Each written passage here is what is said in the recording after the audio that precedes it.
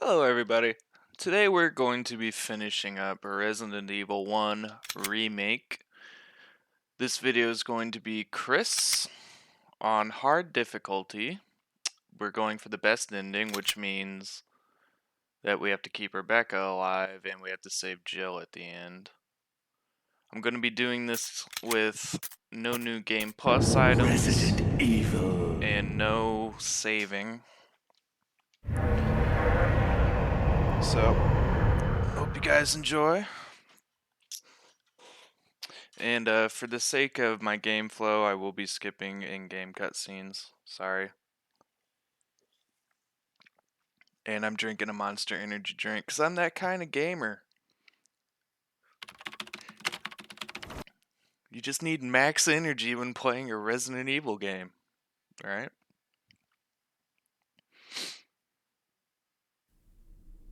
There are only 3. So we'll start the game off like usual. We'll go say hi to the zombie having dinner, and then we'll run back to the main hall. We do start with the infinite rocket launcher in our inventory, but I will not be using it, and I will be dropping it off at an item box at my earliest convenience.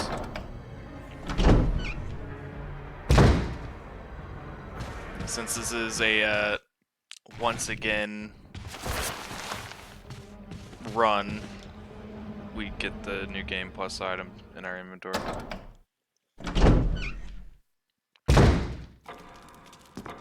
I just don't think it's possible to start a hard difficulty game without it being from once again. I think the highest you can do is normal.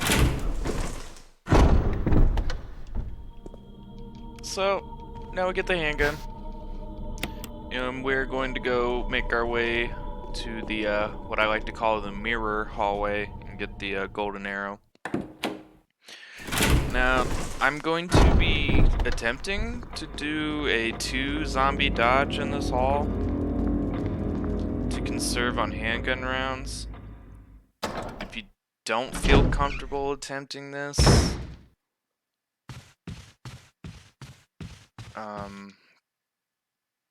I'll just explain when we get to that point. No matter what, you have to dodge one of them, because Chris doesn't have enough handgun rounds to deal with all the zombies. So, you kind of have to pick and choose your battles here.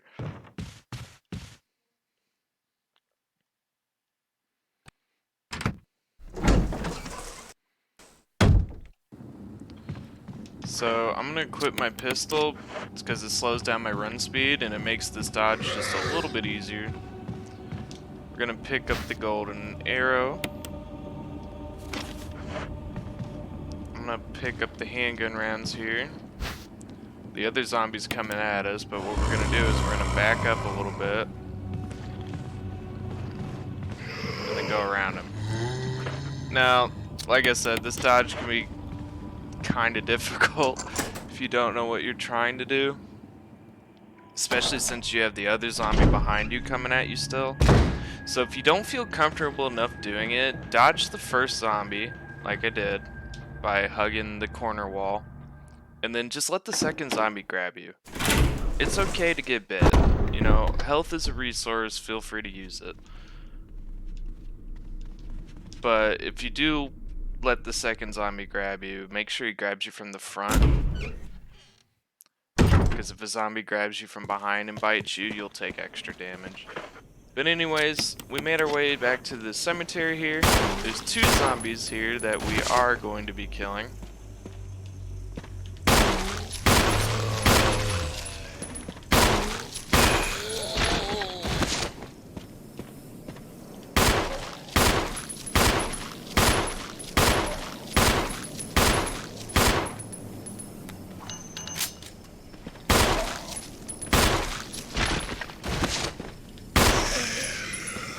So take both of them out.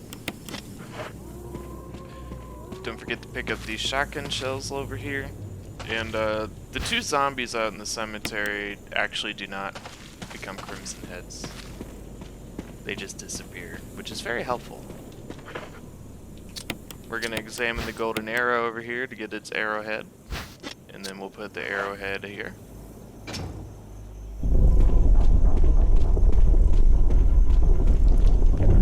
Now this is where the Jill route and the Chris route gets a little different. Chris needs to grab the broken shotgun in order to get the real shotgun. So this is where the route gets tweaked. Examine the back of the Book of Curses here. That'll get you the sword key.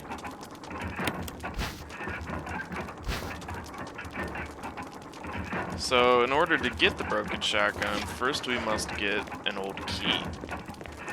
And the old key I'm going to go for is located in the basement kitchen. Which means the very first zombie we ran into this game we're going to have to take care of. We hope, nay, we pray that his head gets popped. If it doesn't, we'll have to come back later and burn him.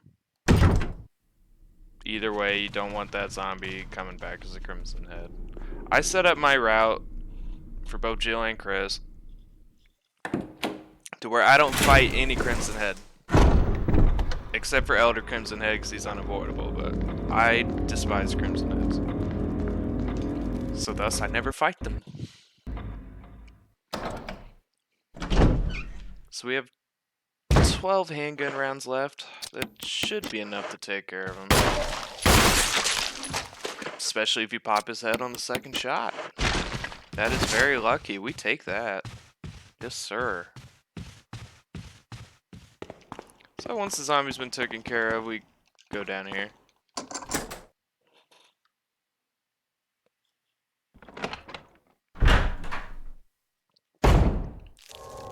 And the old key's hidden here. Just look for the glowing, the shiny. There's a cutscene where zombies coming in here. So what we're gonna want to do is we turn around, hug the wall here to avoid Mr. Crawley, and wait about here until the zombie appears on the screen. Then you know it's safe to go around.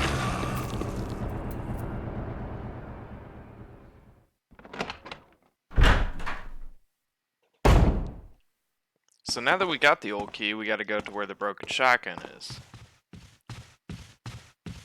And I'll show you guys exactly where it is. It's on the second floor hall. Not sure what this half of the mansion is. Basically, it's above us right now.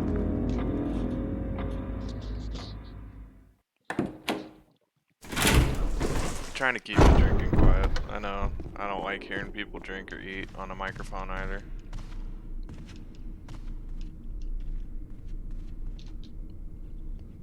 So we immediately go up here. Basically, we're backtracking a little bit. Now we're gonna do 2 more zombie dodges. There's a lot of dodges, I know. But think of it as good practice. This zombie, we're gonna wait till he gets around this corner here. Then we'll take a large loop around him. This zombie's on the stairs. I'm gonna hope we get to the stairs before he gets off. There you go. Important note, if a zombie is on stairs, he will not grab you. He will puke at you. If he's at the top of the stairs by the time you get past the first zombie, then we would lure him back and do another large loop around. There's a self-defense item here. It's a flash grenade. And the broken shotgun's right next to it. Important note about the flash grenade. If you put it in a zombie's mouth, their head will explode.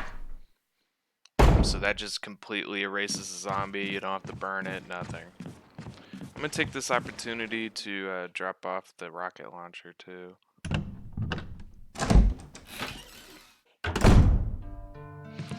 So what I like to do with my route, we're going to get rid of the rocket launcher and the shotgun shells. So what I like to do with my route is, I'm going to let the zombie above us grab me. And I'm going to put the grenade in his mouth.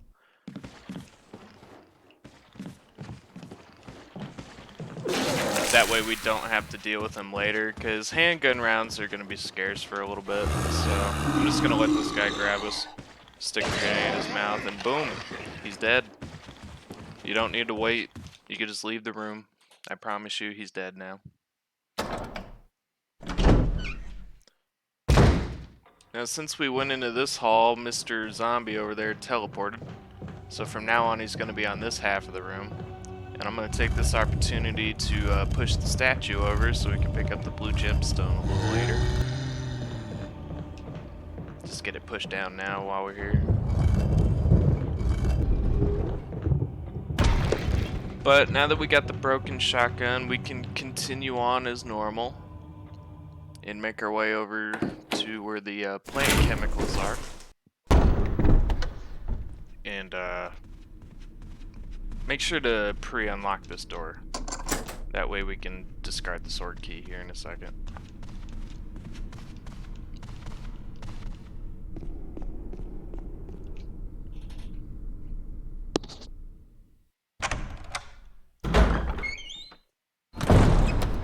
If you hear thumbling, that's me moving my mic up and down whenever I take a drink. So, I know I don't have the best video quality in the world. And one day I hope to fix that by getting a better computer. But I can tell you what I do have. I have spunk. I have dedication. There's a dagger under here. I have motivation. I have eagerness. Am I missing anything? I think that's a good rap sheet for video content, video game content producer. So we need to get another old key to get the plant chemicals. So the second old key is going to be in this bathroom here. Now we have to be a little quick here, and you'll see why. Remove the plug. There's going to be a zombie. Immediately run up to the bathtub, get the old key, and get out. If you're quick enough, you can get all that done before the zombies fully stood up. Now that we got the old key, we can use it on this door. And we're going to grab the plant chemicals. Nothing else, just the plant chemicals, because we don't want the dogs hopping the fence. I don't know the exact trigger that makes them jump over, but I can promise you they jump over. I don't know if it's if you go all the way back or if you pick up one of the herbs that's out there. Honestly, couldn't tell you. The zombie's gonna follow us out here, but it's not a big deal.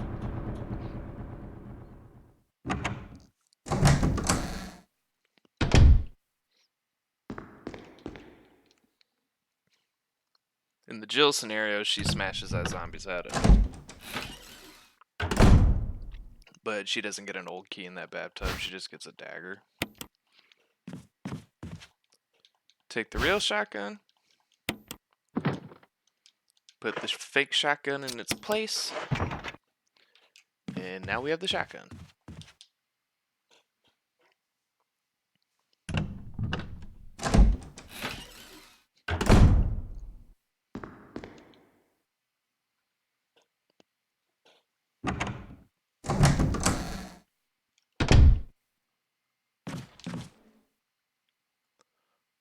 Not much to say. We're gonna make our way to the other save room in Mansion 1.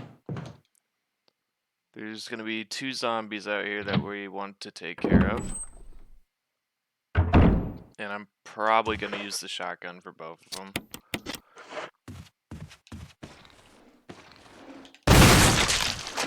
This zombie has a very high chance of getting decapitated. All you have to do is have the shotgun equipped, point it up, and kind of wait. You don't have to wait for him to do the grab on you, but you do want to get pretty close. So now that we're in the save room, we're going to get the fuel canteen sitting on the ground here.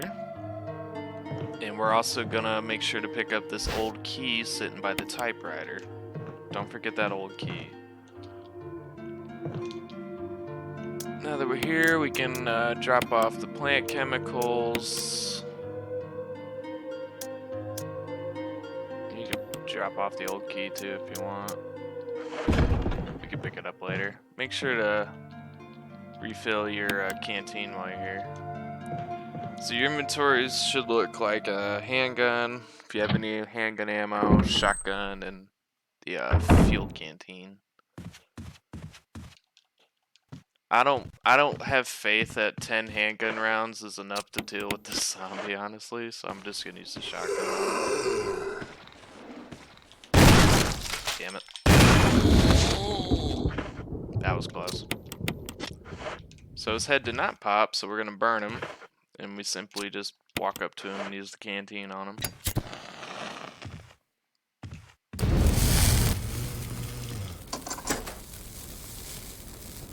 We have another zombie dodge, but this one's pretty easy to do. Just hug the wall. So I definitely want to say, rule of thumb for knowing when you should burn a zombie or not. You have to ask yourself 2 questions. Are the zombies right outside a save room? If the answer is yes, burn them. Question number 2 is the zombie going to be in a room or a hall that we are going to be going through multiple times? If the answer is yes, burn him. If it's just a zombie in a room that you know you're only going to be in once, don't waste your time burning him. Just take care of him, get what you need in that room, and leave. So now that we got the dog whistle here, I don't know where this zombie is. He's on this half. That zombie can be a dick to dodge sometimes. Now that we got the dog whistle, we're gonna go back to the hallway area where we grabbed the broken shotgun. Now, if the zombie in the hall where we got the first old key from did not get his head popped, instead of going where I'm at now, take this opportunity to go burn him real quick, and then come to where I'm going right now. That way he won't be a crimson head when we come back with the armor key.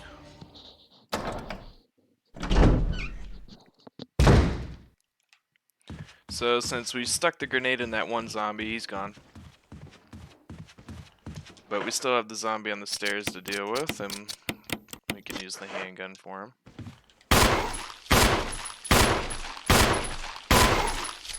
He's starting to get up a little close, so gonna keep my distance here a little bit.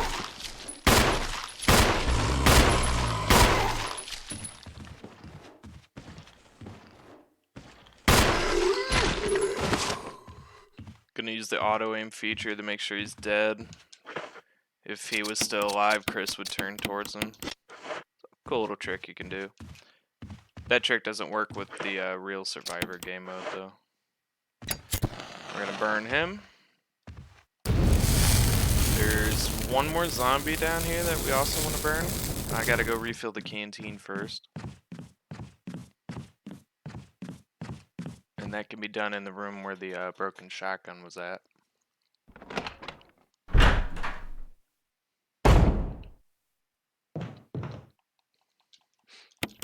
So each kerosene can has 4 charges in total. So basically 2 full reloads on the canteen per kerosene can. On hard difficulty anyways. I think it's more on normal and hard. Not necessary to use that, huh? I call BS game. Thank you. Burn him. I think he turns into a crimson head when you get the armor key. We're gonna do some quick inventory management. You can get rid of the pistol, swap it for the shotgun shells, and then grab the old key. Yeah, and keep the fuel canteen on me, trust me here. So your inventory should be shotgun, ammo, dog whistle, old key, and the fuel canteen.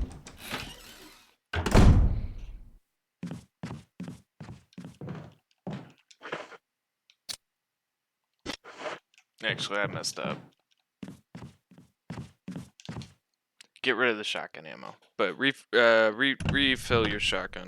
Reload your shotgun. Refill your shotgun. Yeah, don't listen to me. No shotgun ammo. So let me rephrase that. Shotgun, fuel canteen, old key, dog whistle.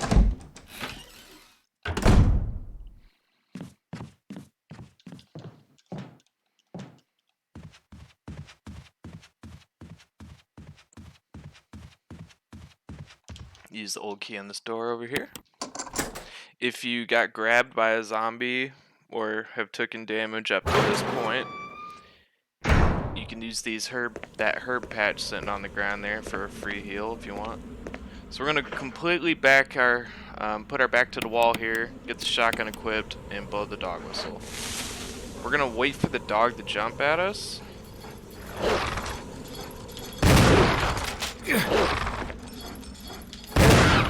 Generally takes about 2 shotgun shells, but immediately pick up the collar and leave.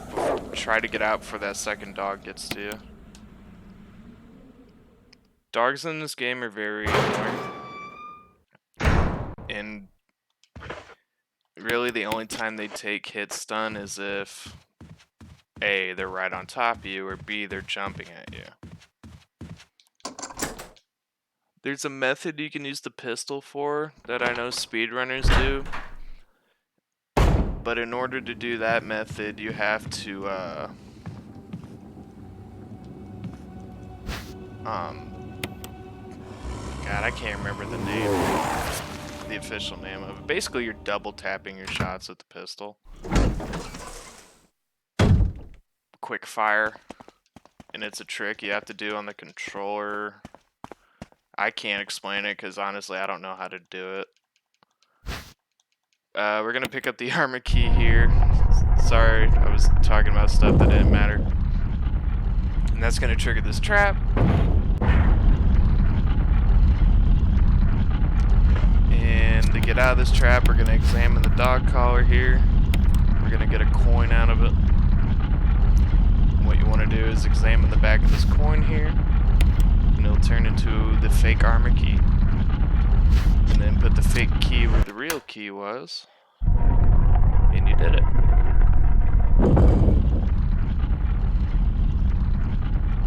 I may have left my mic up.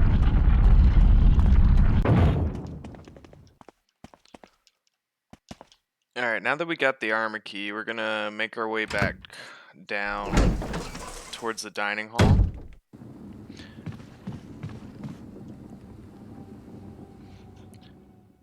And we're gonna pick up the blue gemstone from there. We're also gonna pre-unlock a door real quick.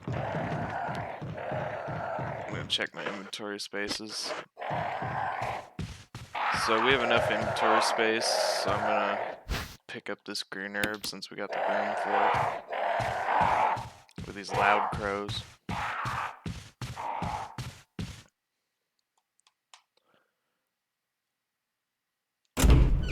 So for Chris, I like to do the serum run first, since he'll get teleported after he completes it.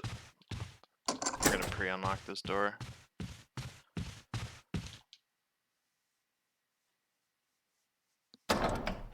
Yeah. The room where you pick up the serum, once you save Richard, you get teleported back to that room. So I like to get the serum run done. That way I just get teleported over, and then I can continue on with the rest of the stuff on that half of the mansion.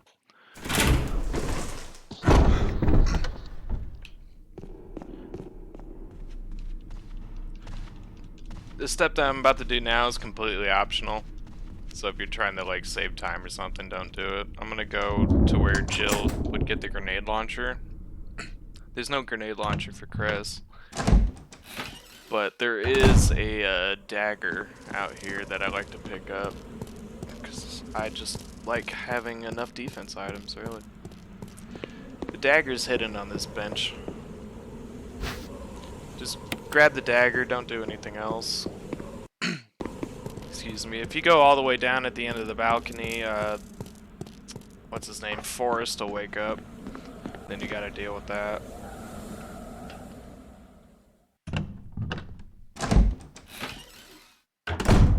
Now that we did that, we're gonna go do the serum run.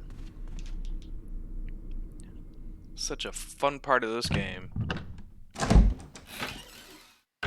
If you want the assault shotgun, which trust me you do, you have to do the serum run in time.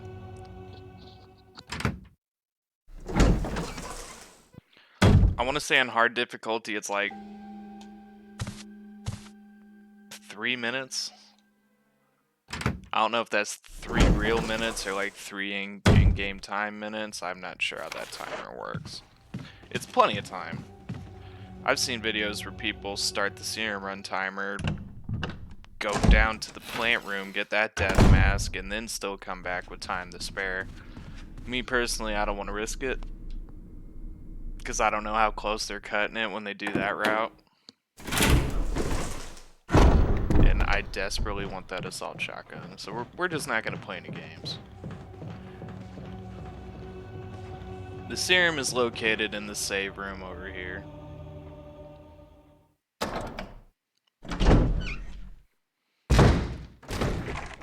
So, a zombie's trying to break in through the door here. So what we're gonna do is we're gonna run around, get the shotgun ready, kind of angle ourselves a little bit.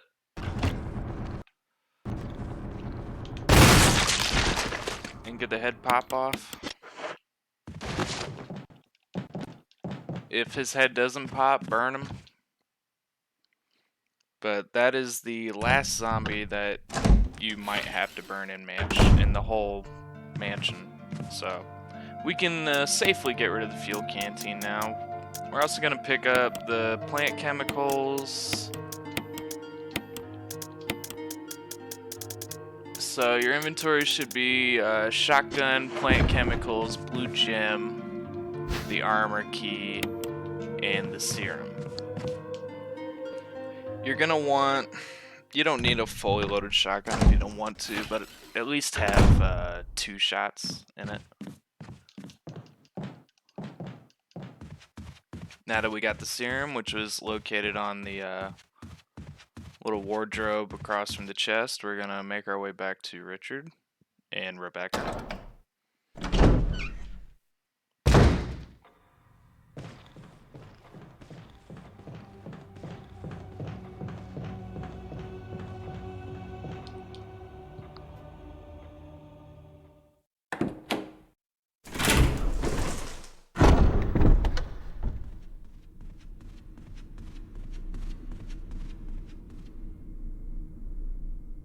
And like I said, once we save them, we're going to get teleported back to that safe room we were just at. And then from there, we're going to continue on to the plant room to get our first death mask. 1 out of 4.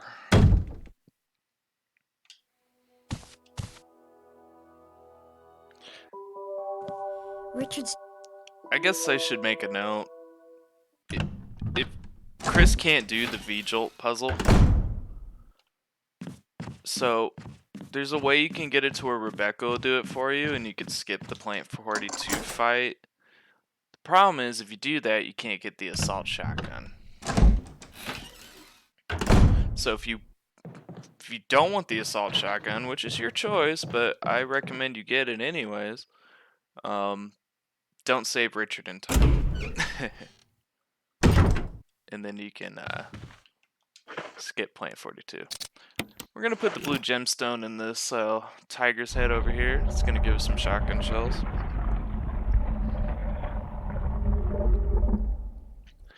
I promise you guys, the Plant 42 fight is easy. And you're really going to be kicking yourself when you start fighting hunters and you're still using the normal shotgun. Just take my word on that one. The assault shotgun is just so good. So good. Next up, we're gonna run to this room across over here. We're about to get another old key. Not on the bed, though. There's handgun rounds on the bed, though.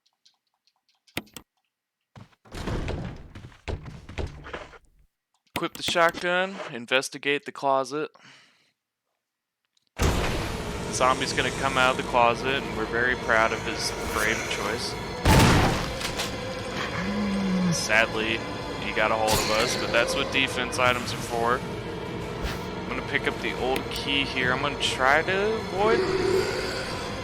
This room went poorly. He's gonna grab me. He's gonna grab me. Oh my god, he tried.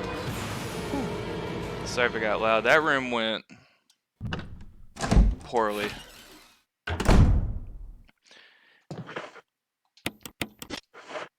Usually I use one dagger in that room, but using two stings a little. That might bite us in the butt a little later. But after you get the old key, make your way over to the plant room over here. And we're gonna put the plant chemicals in the water.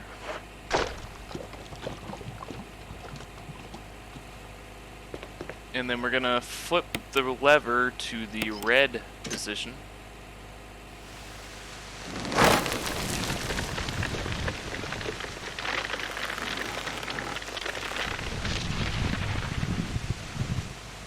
And now we have access to the death mask.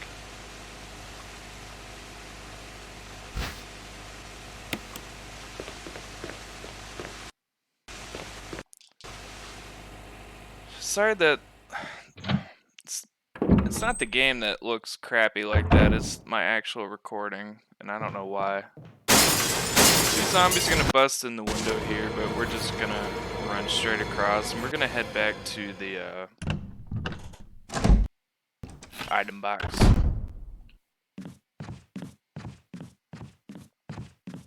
And if you're injured, Rebecca can heal you for free, by the way, in here.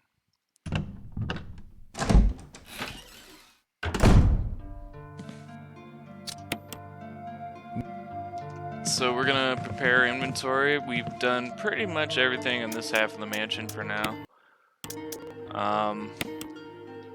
You can get rid of the shotgun, pick up the handgun. So your inventory should be handgun, ammo, and the armor key.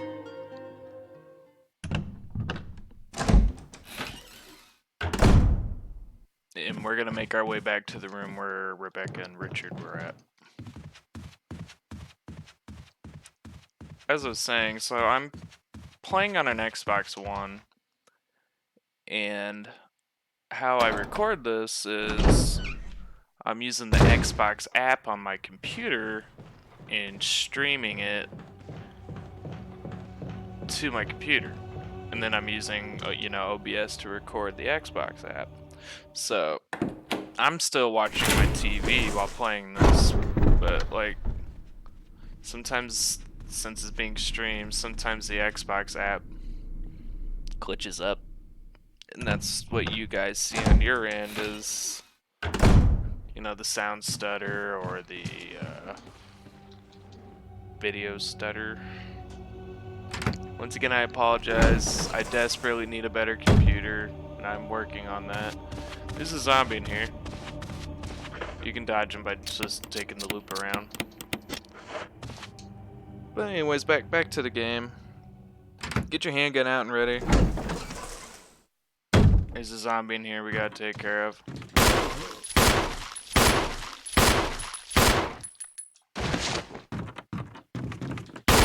Be careful running around a zombie that's not dead, so they can grab your foot. He's not dead.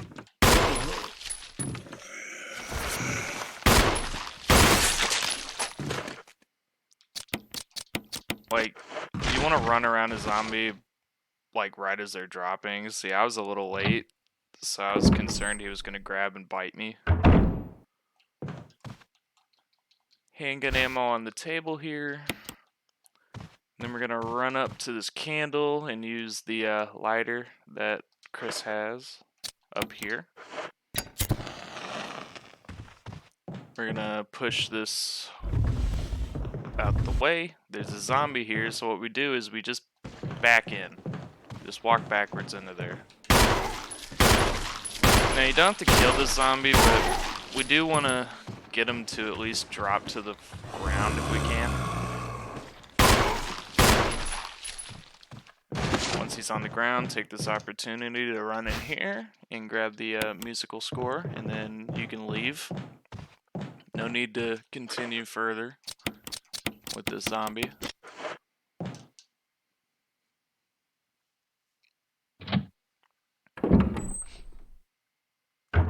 now that we have the musical score, we're going to make our way over to get Death Mask number 2 out of 4. Once again, just take the long loop around here. There's a 50-50 chance that this zombie will bust out this door and follow us into this hallway. Seems pretty random when he does it. This time he does do it, so it's a bit annoying. Means we're gonna have to deal with him a little later on. Just hoping he'd stay in there. Sometimes he won't bust out right away. Solution for this puzzle. We push the statue holding this pole arm thing. Next statue is the one with the battle axe here. And then the final statue is the shield guy right here.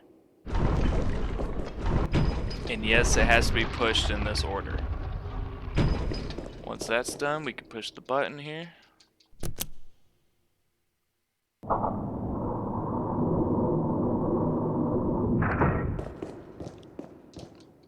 We'll get the jewelry box. And open the jewelry box, we just examine it. Press the button on the front. And the button on the back. And there it is, Death Mask number 2.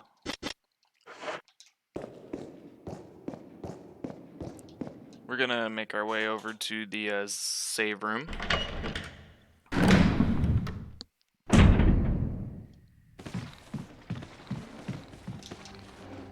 Be quick, so you can avoid that zombie that was right in front of me.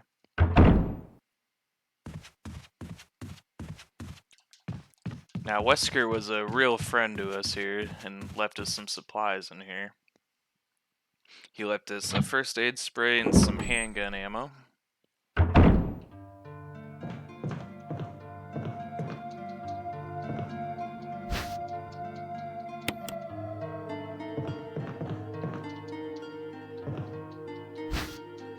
Gotta love free goodies.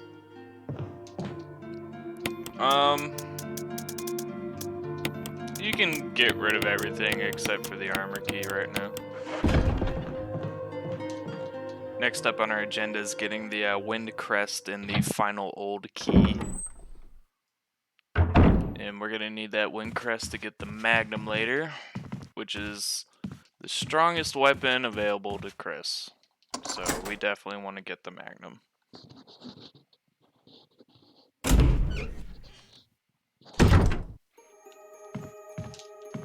But we need an old key to get in there. Yes, we had an old key in our loot box, our item box. But why do that when we could just pick one up right here?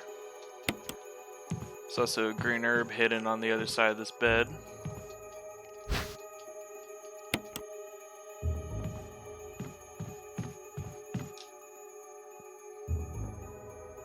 And Capcom was very nice to us and even left us a red herb here to mix with it. As soon as Chris wants to pick it up. There we go.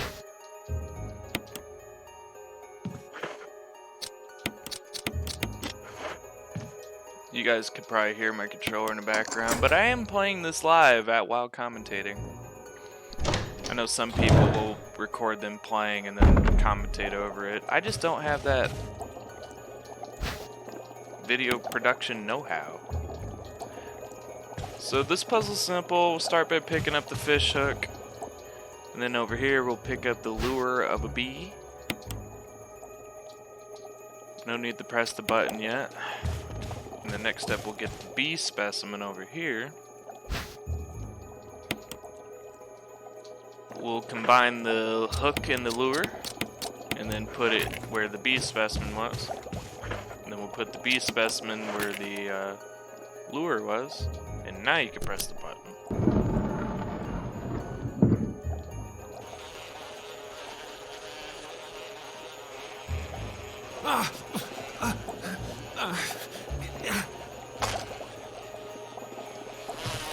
Be quick here. Try to get the crest and get out before the bee stings you. Chris throws the bee on the ground, so you get a little extra time to get out. than what Jill does. Chris just straight up tosses him to the ground. Jill just flings her arms about. We're gonna make one more quick stop to the item box here. And we're gonna prepare our inventory for the rest of Mansion 1. So, pick up the shotgun and then fully reload it.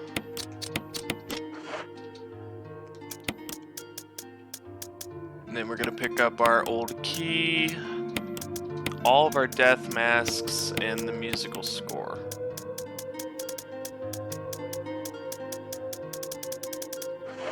So inventory should be fully loaded shotgun, armor key, musical score, and 2 death masks.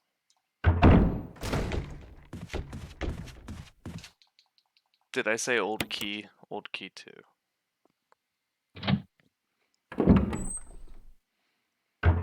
Remember that zombie that was following us earlier? He's still trying.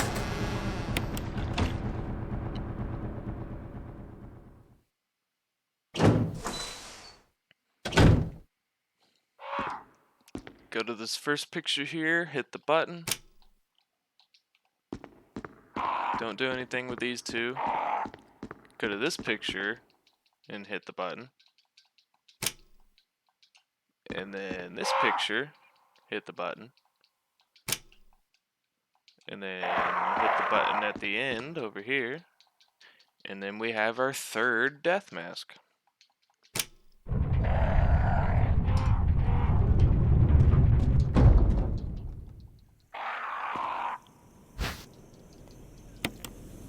And then we'll use our final old key to unlock this gate. No more old keys. We don't have to worry about old keys anymore. So since we're at the graveyard, we're gonna take this chance and drop off these 3 death masks. That way they stop taking up inventory space.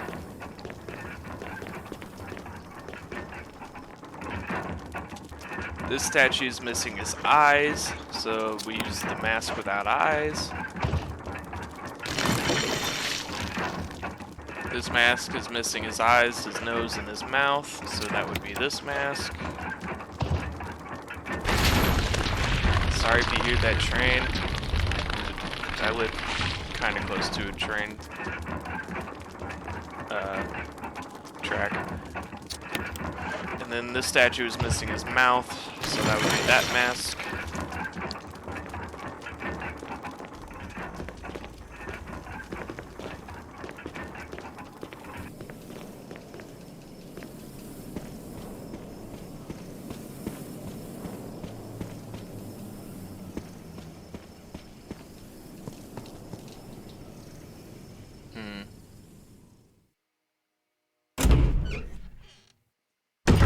Since that zombie busted out in the hall earlier, I have to think about how I want to do this. After you drop off the death masks, make your way towards the dining hall. So I'm not going to have enough shotgun ammo, I don't think, because he'll probably take 2, because he's annoying like that. Grab this wooden emblem in the dining hall. I need to check how many defense items we actually have. I'd prefer not to make my way towards the item box if I can avoid it.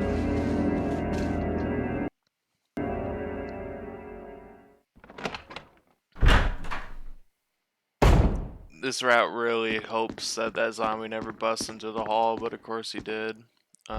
Push this shelf over. You actually only need to push it once. And then you can get the other musical score. Chris can't play piano, by the way. So we need Rebecca. So let Rebecca practice. And the quickest and most efficient way I know to get Rebecca to be done practicing is to run out to the main hall and then come back.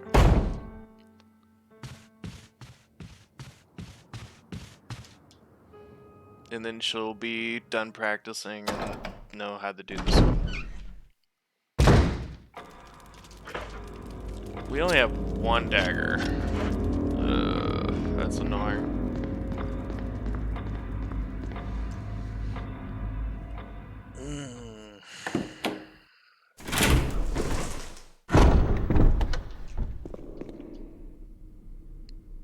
Because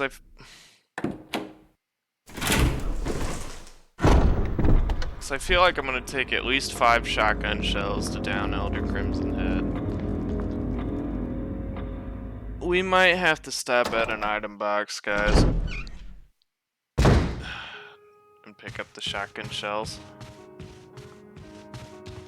I don't want to, but I don't see how I'm gonna be able to do it. Chris! Once Rebecca's done practicing, we'll pick up the golden emblem here.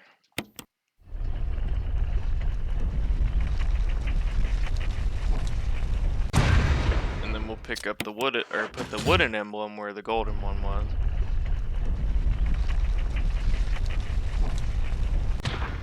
And then we'll make our way back to the dining hall.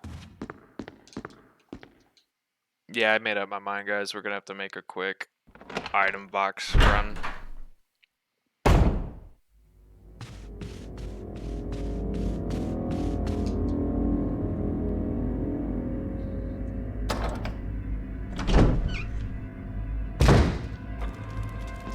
We're gonna put the golden emblem where the wooden one was.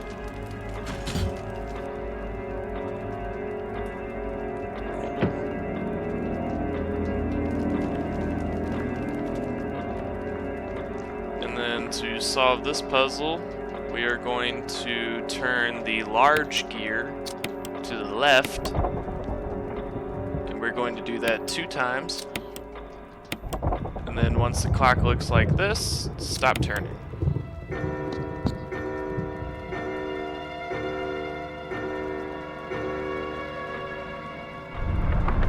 And now we have the serpent key.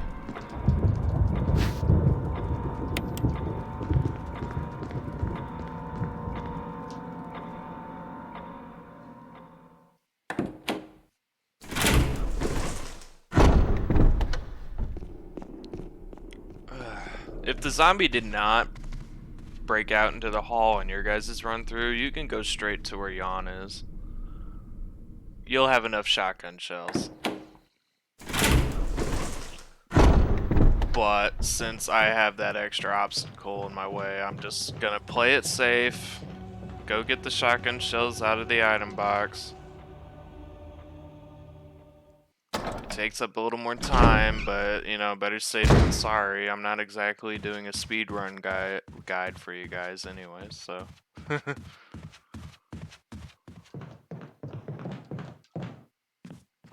And since we're going to the item box, we can pick up the wind crest too.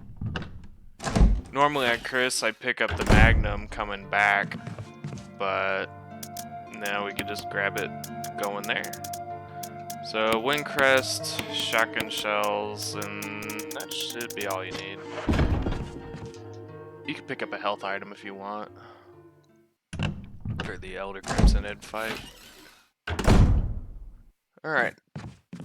Now to make our way to Jan.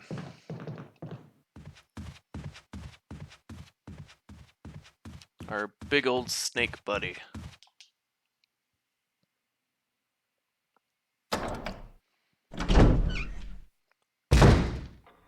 So normally as Jill, you would have to play a lot of Ring Around the Rosie, wait for Richard to get eaten so you could get the assault shotgun. Well, Chris, you get the assault shotgun later in the game. Although annoying, it does mean that we don't really have to deal with Jan. So we're just gonna run into Jan's room, grab the mask, and get out. Without getting bit, of course. Remember, the zombie broke into the hall here. He's pretty much right in front of us.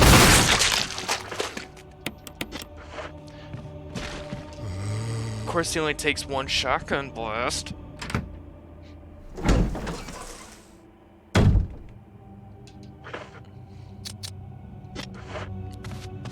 Reason I'm complaining about that is I was expecting him to take 2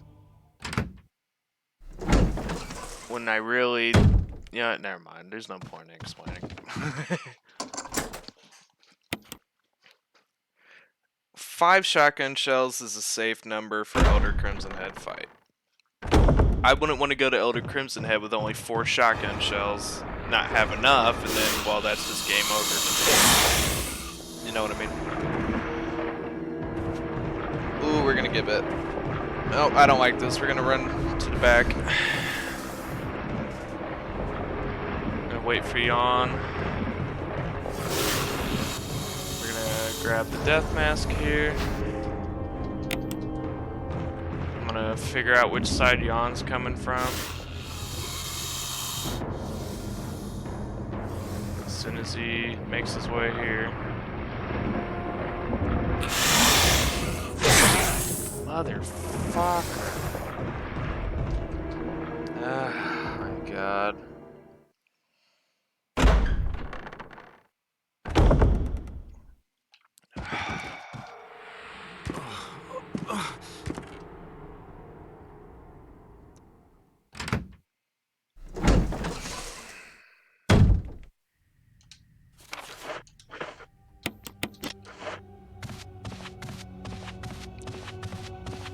If you have my kind of luck and you get bit, you get the nice luxurious perk of doing the serum run again as Rebecca.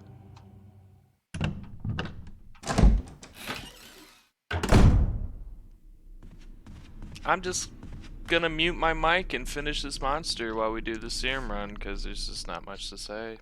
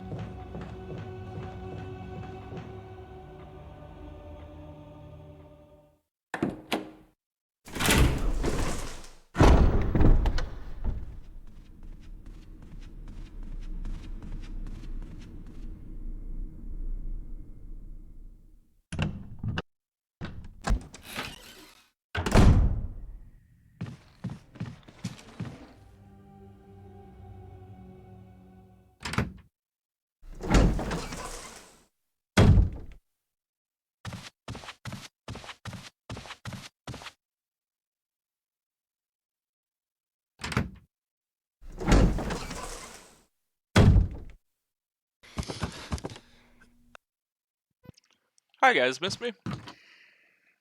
Let's just pretend that never happened, okay? I never got bit. I'm a freaking champ at this game. I do everything perfect. None of that happened, alright? We're good. So, now it's time to get rid of our last death mask and then do an Elder Crimson Head fight.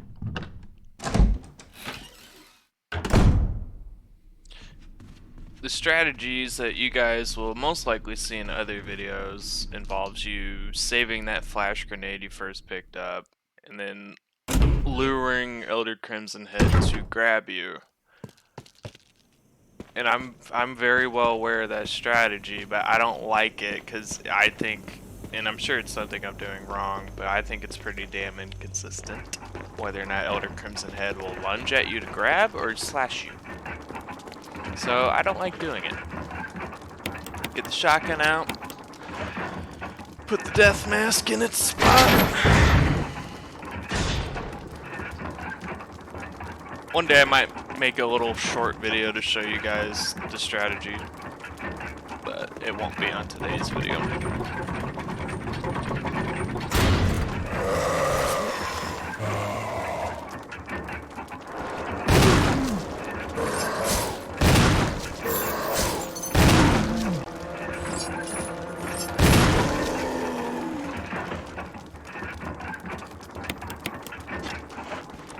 So, sorry I didn't explain it while I was doing it. Kind of just happened.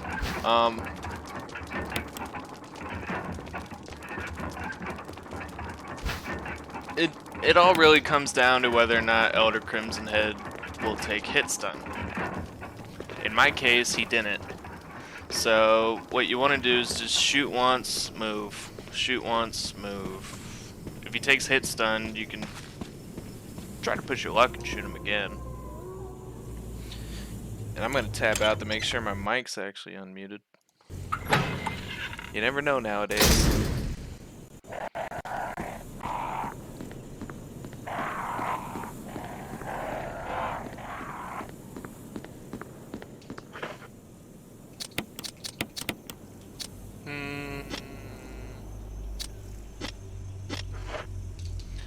I'm going to let the zombie grab me.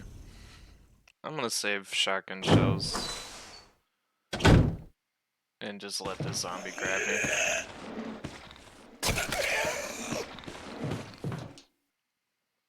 But that concludes the Mansion 1 segment of the game. Now we're going to move on to the guardhouse. We're going to be quick, put the stone metal object here, and head to this door before the dog gets to you.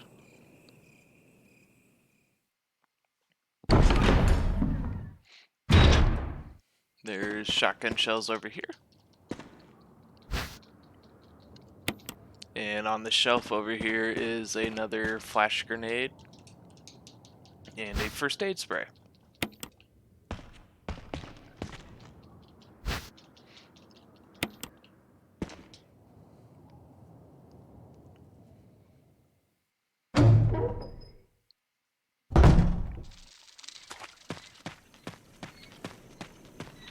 So for the blue and red rooster, you always want the arrow pointing the bottom right of the screen. So on the red rooster, that means on W for west.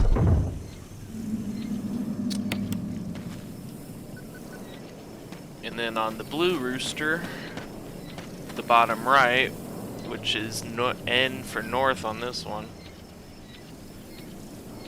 As soon as he slows down a little. And that's how you unlock the gate.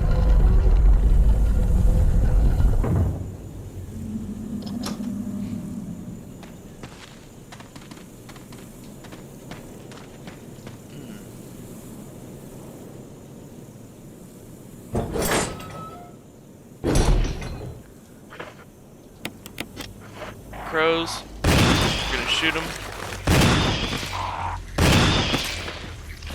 Usually takes about 3 shots. Sometimes you might miss and you might have to use 4.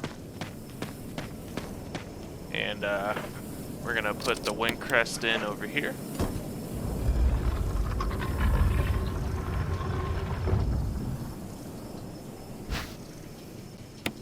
And that'll get us the moon, the sun, and the star crest. So what you want to do with all 3 of these is examine it, go to the back, and hit the button. And then once the projectiles are out, just use it on the gravestone right next to it. You do this with all 3, and then you get the magnum.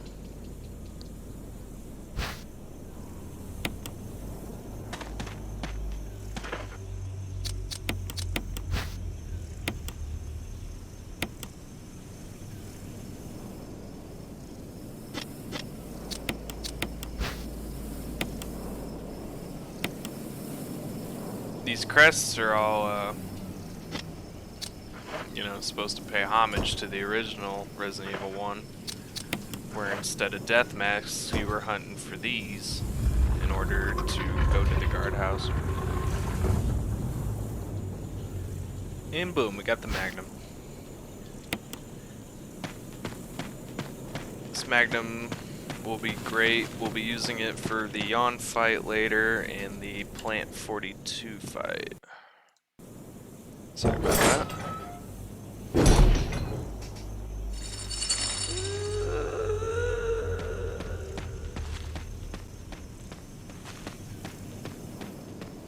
So that little moaning you heard was Lisa. She's our friendly neighborhood stalker.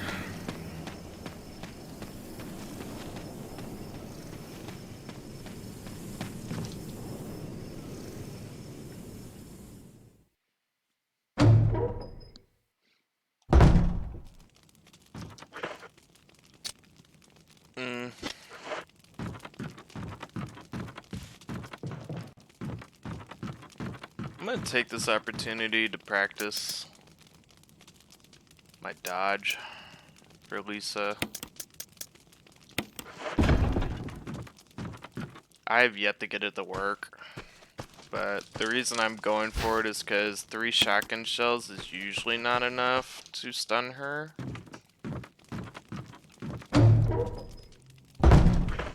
I mean, we could still try. Maybe I'll get lucky and land a crit. Now I know what you're thinking. Oh, just reload the shotgun. No, don't. You're gonna waste bullets. This is gonna be the final use for the normal shotgun as Chris. So I don't want to fully reload a shotgun when I'm just about to get the better one anyways. See what I mean? So let's see if we get lucky.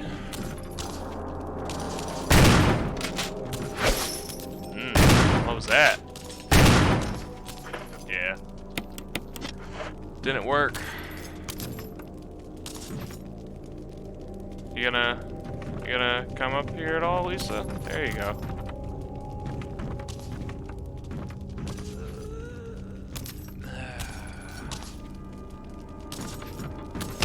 Yeah, that didn't work. There we go.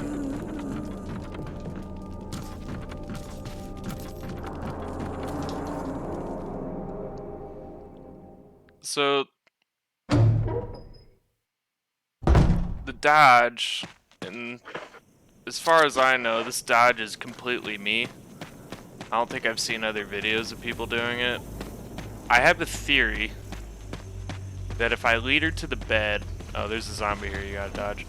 If I lead her to the bed and I get her at the right angle, I could just loop around, kind of like how I did those zombies in the halls at the beginning. That's my theory.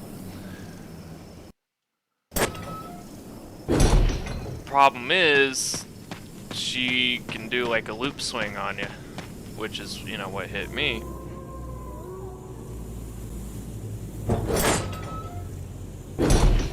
God, did I pick up the crank? Okay. I don't even remember. But I did notice she did her little scream there and that let me get past, so maybe...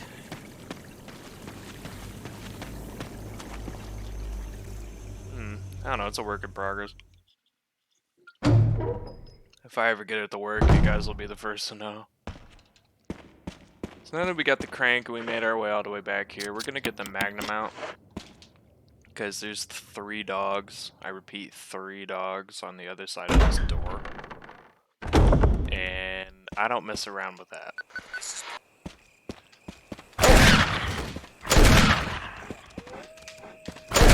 I don't play games with dogs.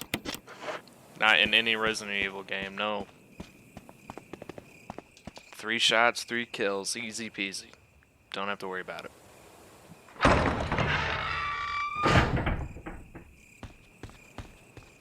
We're gonna go over here and use the crank in this little hole.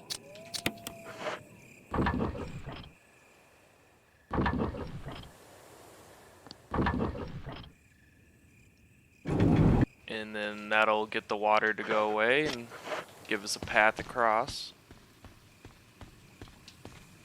We're making our way to the guardhouse, and the guardhouse is where the Plant 42 fight is.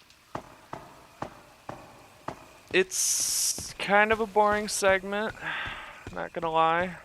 Not a whole lot of fighting or cool dodges or anything like that, really. It's just a lot of inventory or item picking up and puzzles.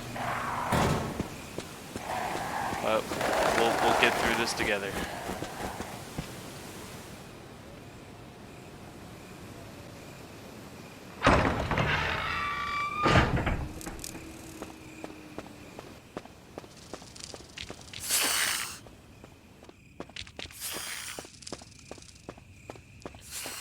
I'm not sure if I mentioned it in this video. If you guys are wondering why I always unequip my weapons, you run faster without a weapon equipped. For both Jill and Chris. The fastest run speed you can get is with no weapon equipped or a knife equipped. You still get the max run speed with a knife. But like handgun, shotgun, magnum, every other weapon, it slows down your run speed if you have it equipped. So we're gonna pick up the handgun, all of our handgun ammo, and we're also gonna want to pick up the fuel canteen, and that's it. So handgun, ammo, fuel canteen, and make sure you have at least one charge in the fuel canteen. We're gonna push this crate 3 times. 1, 2, 3. Boom. And then you're free to push it over here. So until Plant 42 is killed, we have to hop on these crates to get across. If you try to run across while Plant 42 is still alive, a vine or something comes out of that hole and you take damage. It's not a whole lot of damage, but you know, if you can avoid the damage, might as well avoid it, right? We're gonna run all the way to this door, 002.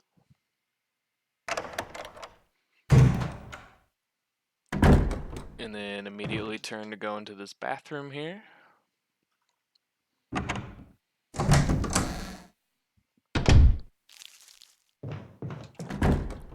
I don't know if you guys heard that door noise, but that was a zombie coming in outside. So, get your handgun ready. We're going to be coming in and out of this room a couple times, so I think it's worth it to burn the zombie in here.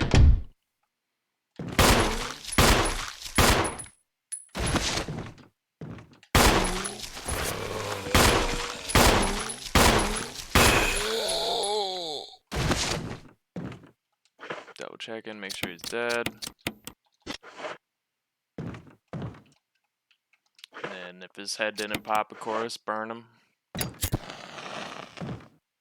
And outside of Plant 42, this is the only enemy in the guardhouse that we're actually going to be shooting.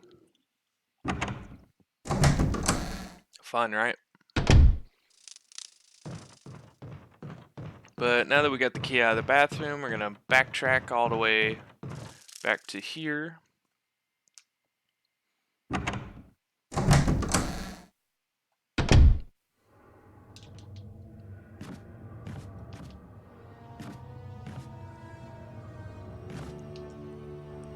And then we're gonna go to these this double door over here.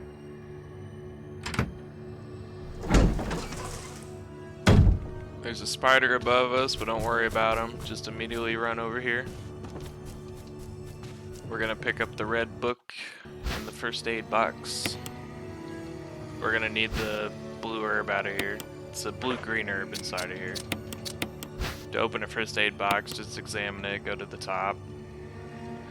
We're gonna need the blue herb out of this, so pick it up.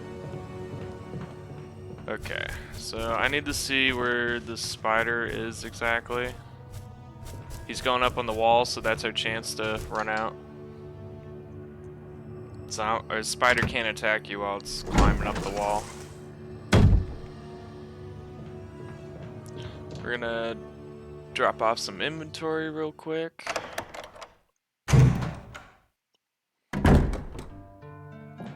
And while you're here, refill your canteen. We'll need the canteen for later. Drop off everything but the key and the red book.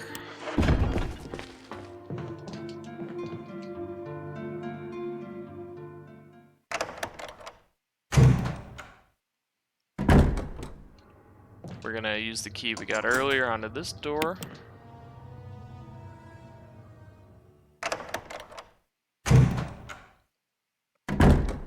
And then turn to this bathroom over here.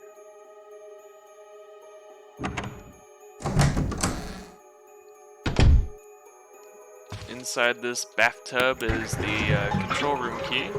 So grab the key and quickly leave the room before that zombie laying on the ground gets up.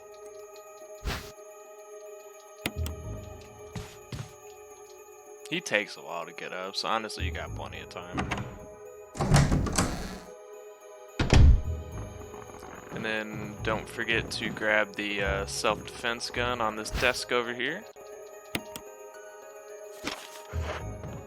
And then that's everything we need in here.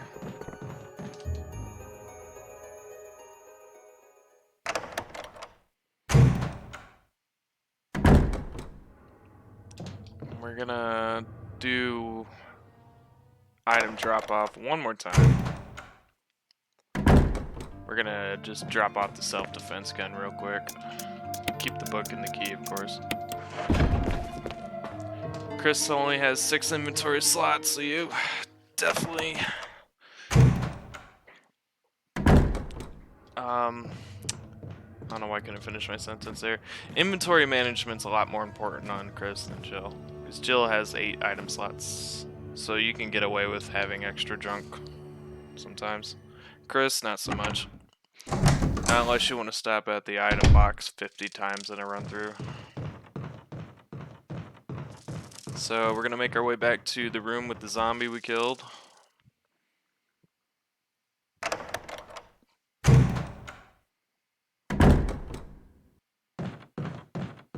then we're gonna push these bookshelves out the way, and that's gonna reveal a ladder.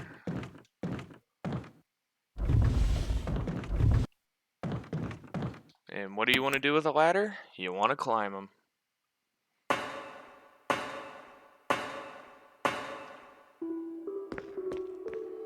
And now we get to play everyone's favorite mini game in any Resident Evil game called pushing stuff. It's very intense stuff going on here. We're just gonna push these 3 crates into the water and do it exactly how you're watching me. In this order.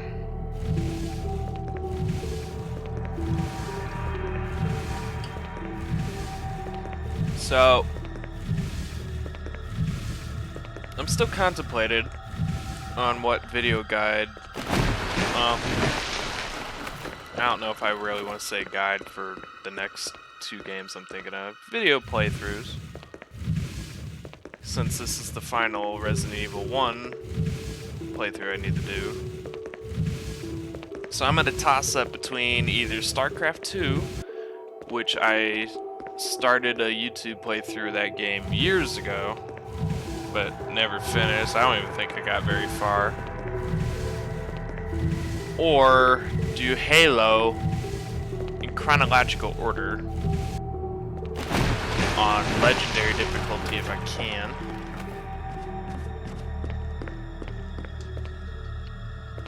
Still haven't made up my mind yet. So, you remember if you watched the Jill video that, you know, Richard got eaten by the giant snake and that's how Jill got the assault shotgun? Well... Richard! Chris! Chris, stop! No! Yeah.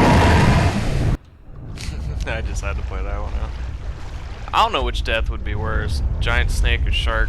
Oh, dear lord. So you want to hug the rail as much as you can. Supposedly that deters the sharks from biting you. I've had pretty mixed results about it.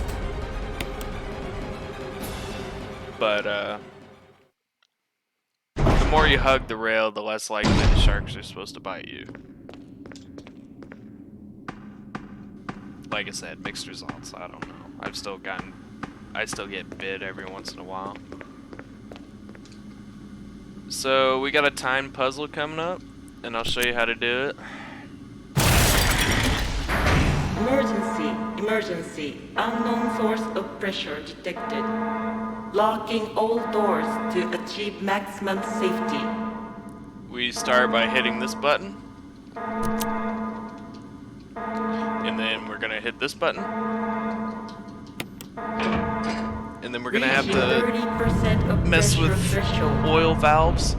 Now, the valve is randomized each run through, so you just gotta trial and error it. Reaching 50% of pressure threshold. It wasn't one. It was 2 for this playthrough. Activate emergency drainage system immediately. And then once you hit the oil valve, we press this button again. And then we hit this button. And you did it. You survived the time trial.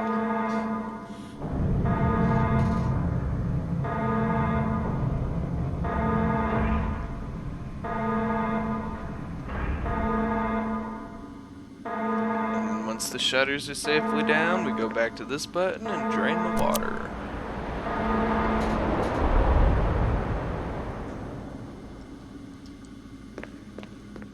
Now that the water's gone, we can safely leave here.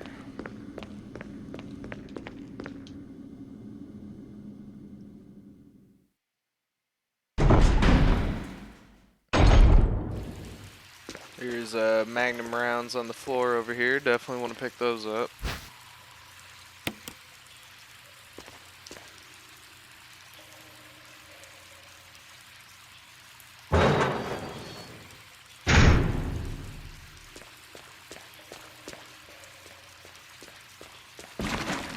And the assault shotgun's right here. So as you can see, Chris gets it later on in the game. Not too terribly longer, but we did have to use the normal shotgun more than what Jill would have.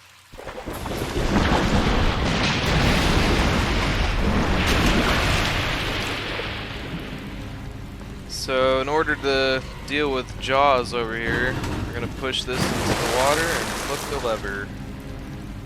Then we got a fish fry.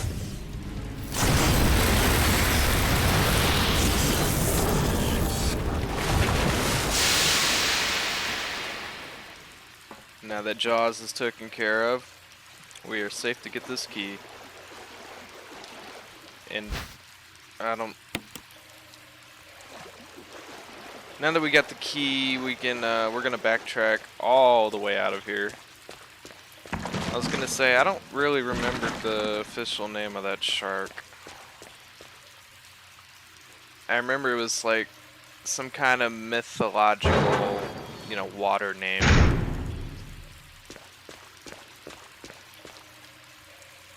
I know the name of every other important character in this game. Well, except the spider.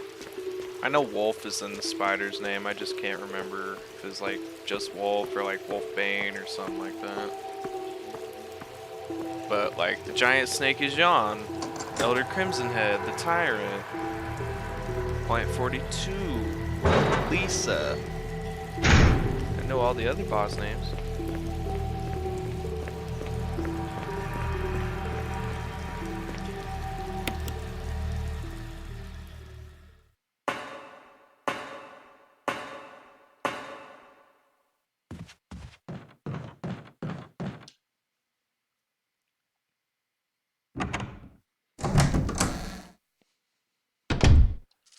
So, once we're back in this hall here, we're gonna use the key on this door.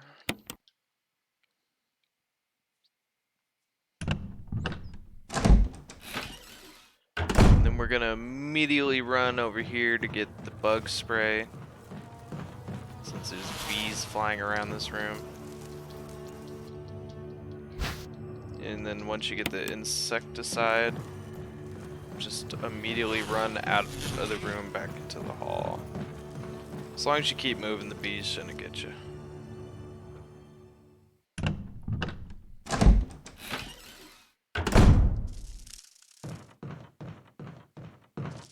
We're gonna grab the map.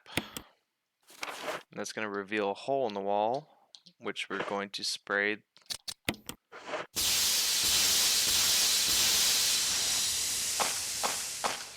And now it's safe to freely move about that room.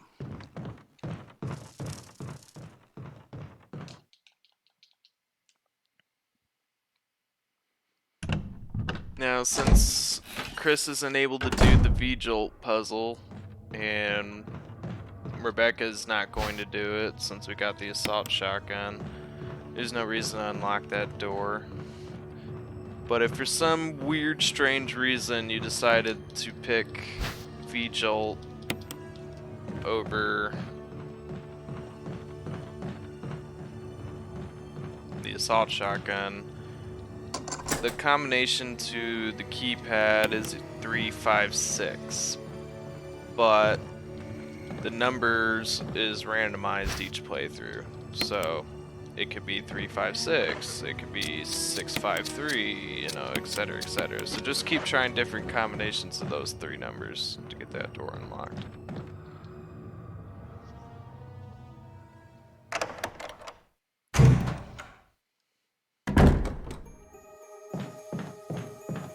Gonna grab the white book off of this bookshelf here,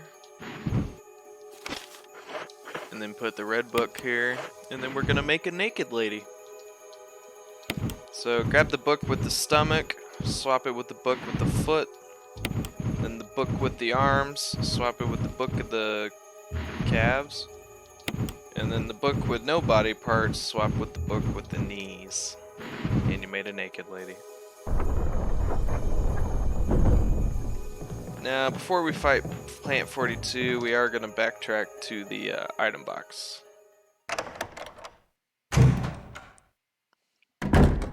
We need to pick up the Magnum. Plant 42 fight's stupid easy though, kids. I'll show you what to do. We're all in this together.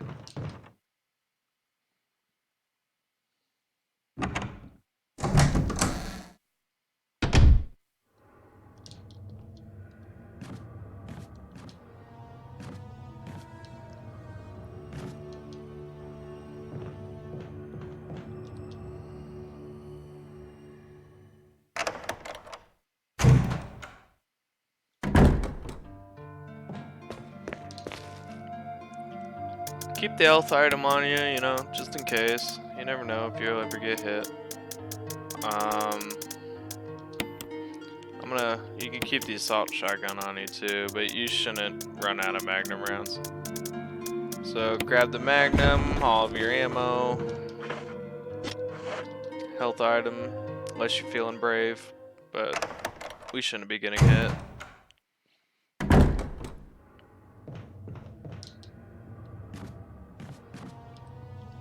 I want to say it'll take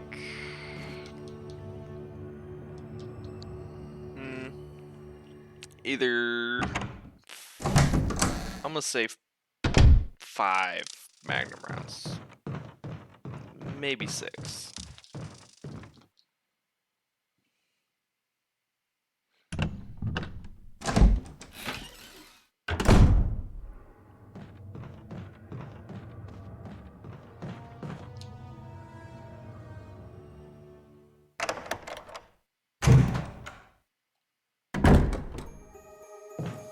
So get up to this door, get the Magnum equipped and ready.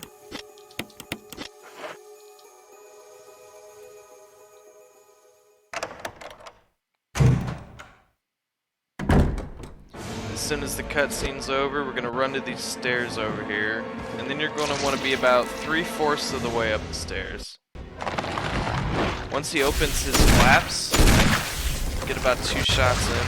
Only shoot him when his flaps are open. Remember, stay about 3/4 of the way up the stairs. Once this cutscene happens, his flaps will close, so don't try to shoot again.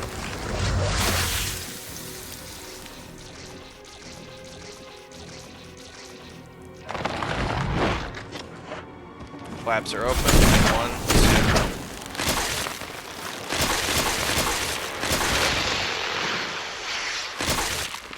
Easy peasy.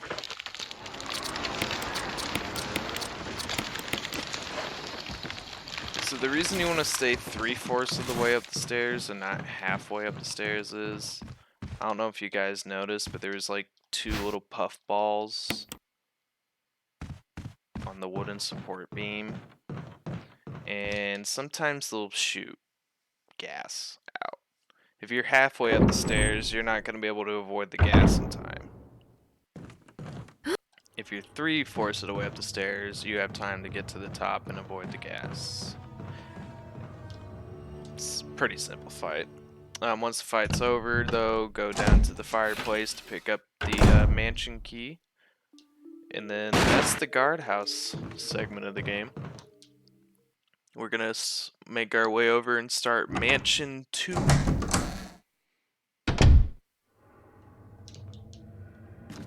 Why am I up here? Point 42's dead. I can get across safely now.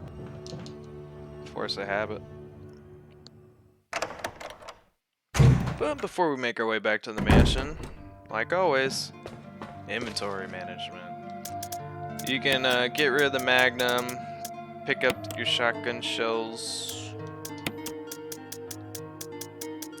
I'm also going to be picking up a green herb. I'll explain why later.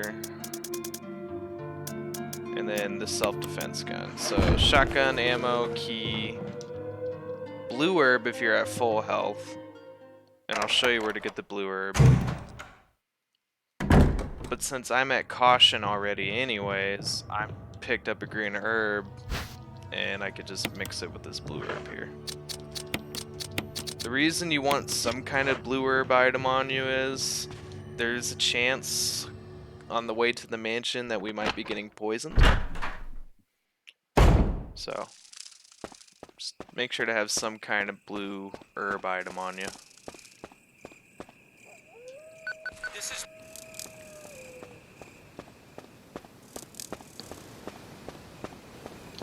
You remember those crows that were chasing us out here? Well, somehow they turned to dogs. Don't ask me how that black magic happened, but it happened. It's a dog. Just keep running though, he takes a little bit to get up. So just run straight to the elevator. Poisonous snakes are out here.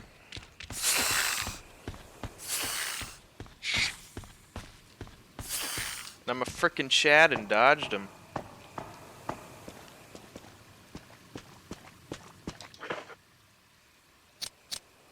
I'm still gonna use this though to top up our health. You don't want to be in caution range when you're fighting hunters, trust me. Those snakes have a chance to poison you on hit, that's why you should have a blue item on you.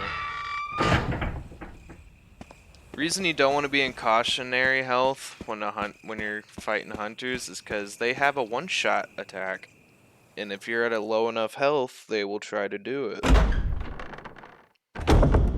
And the one-shot attack is them ripping or cutting off your head. So, my biggest suggestion is just keep your health topped off if you know you're going to be fighting hunters. Save you the stress. I've lost so many runs off of that stupid frickin' attack. Once you get to this door, get the self-defense gun ready.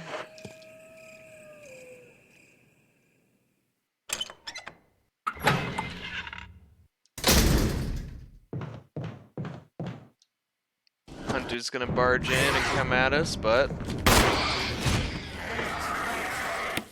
and that takes care of him. Next thing up, we got 2 more hunters in this room. We're gonna use the assault shotgun on them.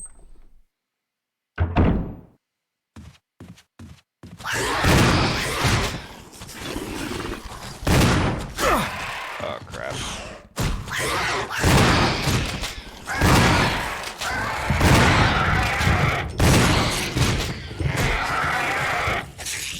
That got a little bit sloppy. Oh, we got through it.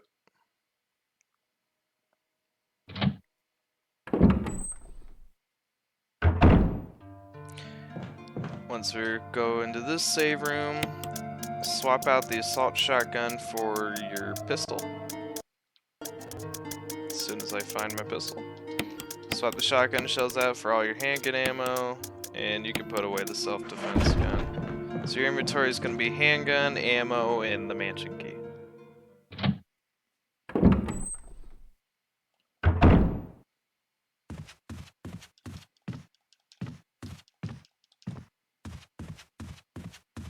And then we run all the way down here.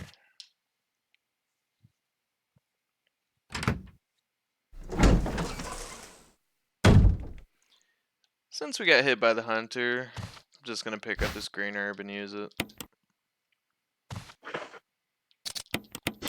Because why not? Now we get to play everyone's favorite game in Resident Evil, called pushing things.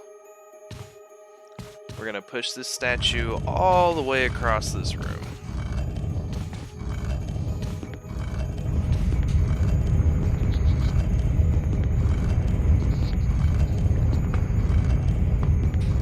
Just keep on pushing.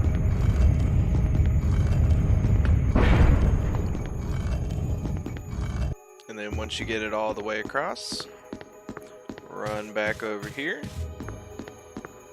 Push this button.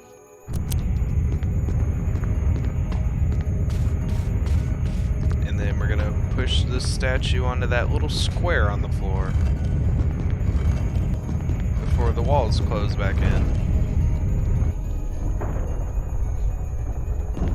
Once that's done, we hop down into this hole here. Get the red book. And to get the metal out of the red book, all you have to do is examine it to where the pages are. And you get the hawk medal.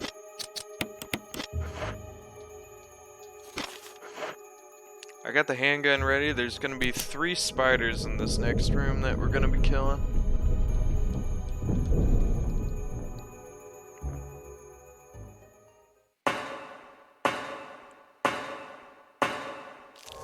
First one's right in front of us.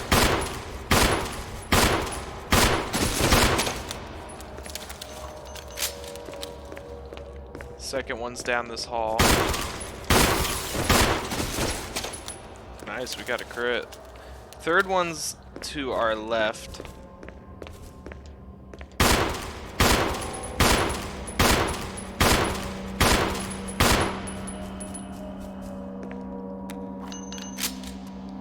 Back.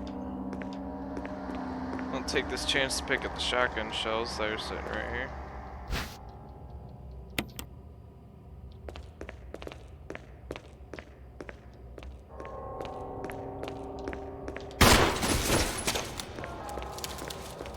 You thought you could hide.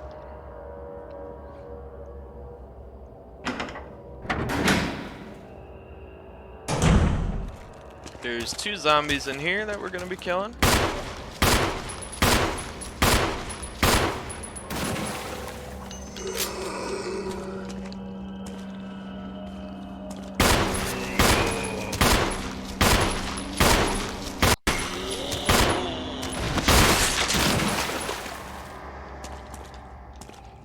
And that's how you deal with that.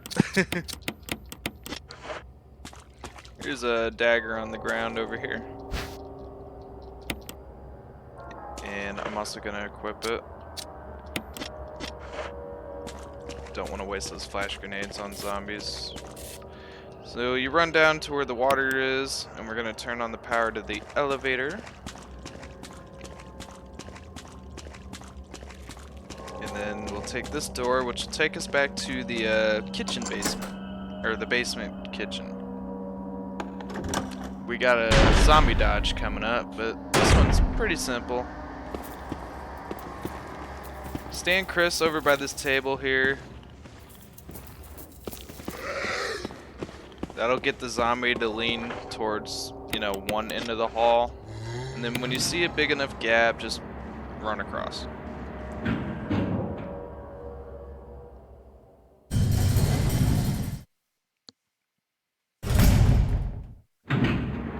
At the top of this elevator ride, there's 2 more zombies that we gotta deal with.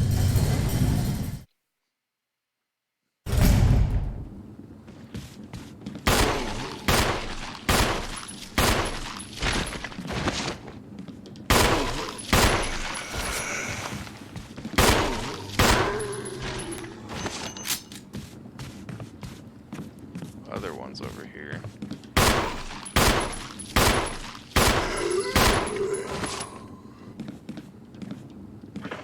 And once they're all been taken care of. Now I have 6 extra handgun rounds I have to get rid of.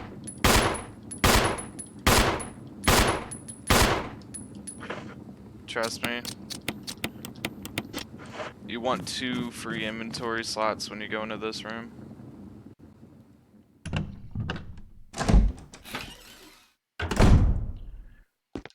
That way you can pick up everything that's in here, which is magnum rounds, shotgun shells, but most importantly, the battery. And there's a defense flash grenade on the ground.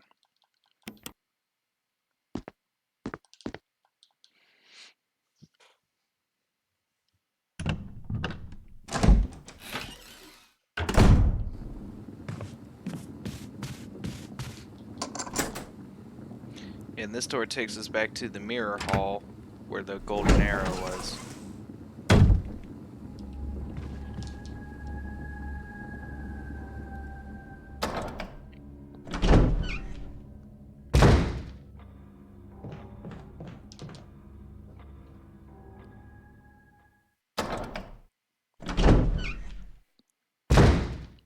We're gonna go to the item box real quick. Just drop crap off.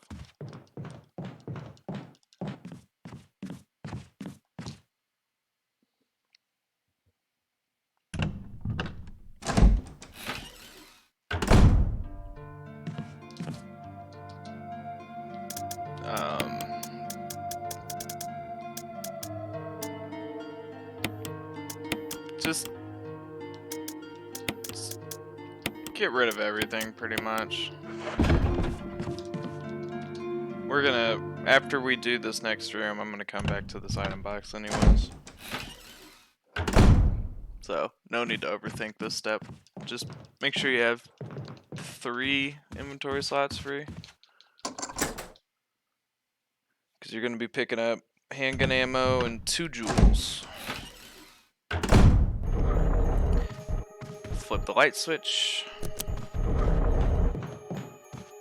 There's handgun rounds sitting right here. And then you're gonna wanna, come on Chris, then you're gonna wanna push this all the way against the wall, and then we're gonna push it over a little bit to where it's sitting under this yellow gem. There's also a self-defense dagger right here. And then this one we just push against the wall, and then it's good right there. So the hawk's looking at us over here, so we're gonna run under this hawk, and then we'll be able to pick up this yellow jewel. So the puzzle goes, if the hawk is looking at, or eagle, hawk, whatever, if it's looking at the jewel, you can't grab the jewel. So you gotta get it to look the other way, run under it, and then grab the jewel on the other side of it. And then once you get both the jewels, you can leave this room. Now the yellow jewel is optional, but if you want to get the best ending, which is what we're going for, you need to pick up the yellow jewel. But the only real mandatory jewel is the red one.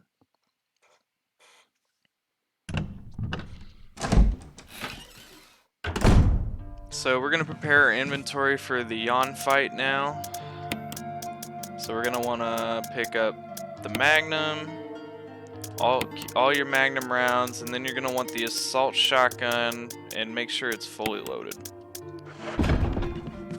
So your inventory should be the mansion key, magnum bullets, both the jewels, and a fully loaded assault shotgun. 2 hunters are gonna bust through this window here, but just keep running. You'll be fine.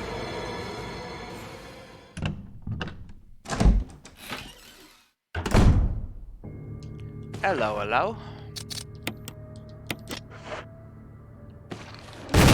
Aw.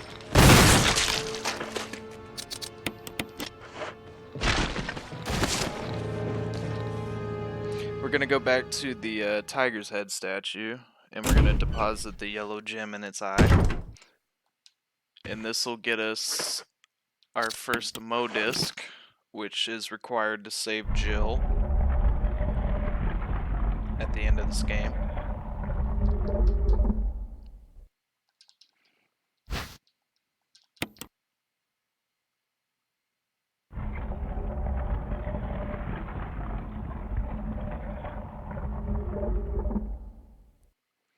We got one more zombie dodge to do.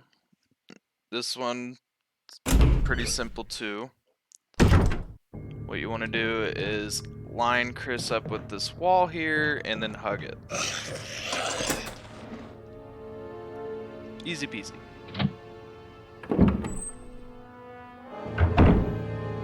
And when I say hug a wall in this game, I mean like have your character facing the wall but keep running up, if that makes sense. Like kind of like what I'm doing now. You kind of run at the wall at an angle. So next up is the yawn fight, and we can get to there by going through the room where we picked up the armor key.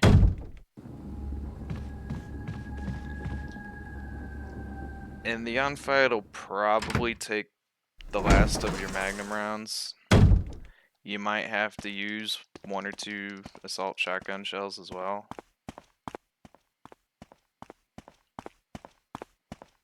But get up to this door, get the magnum out and ready.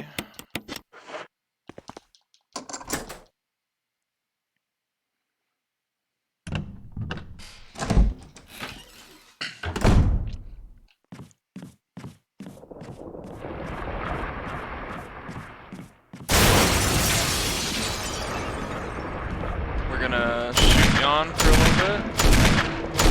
And then once we get to about this point, turn around and go down the ladder. And then once we're down here, we're gonna play a game of Ring Around the Rosie with them. Once yawn gets close, just move away. Don't go too far ahead though, because yawn can turn around. He only turns around if we get too far ahead.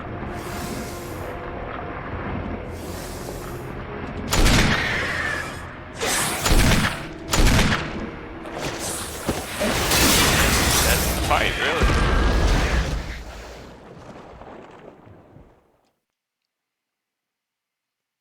Did that take the last of our magnum rounds? We probably got 1 left, right? No, that took them all. That's okay. Once yawn's defeated, you can go back here, get this blue book, and then examine it like you did the red one, and then we'll have the wolf medal.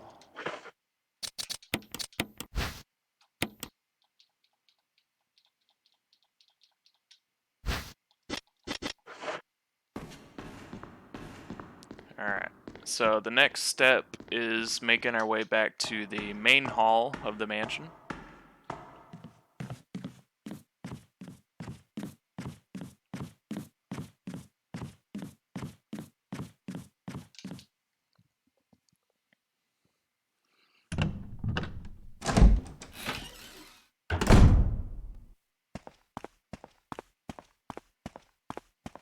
Yeah, I've been thinking about it in the back of my head. StarCraft 2 might be the next YouTube adventure series since, I mean, I did already start it. You know, way back when back in my glory years when I was commentating Warcraft 3 and living a promising life as a high schooler.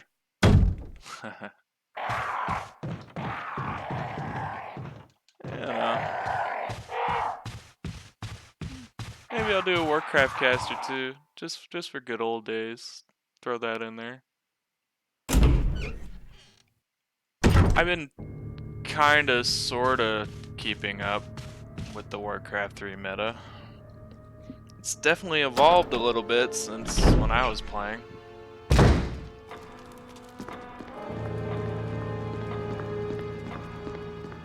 But anywho's, once we get to the main hall here, we got one more door to unlock with this key. And that door is located right here.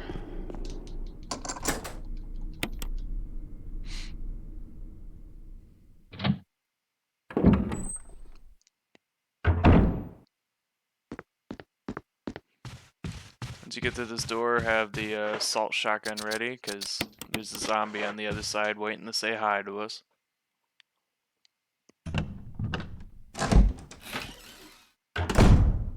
And we're gonna greet him accordingly. Aww.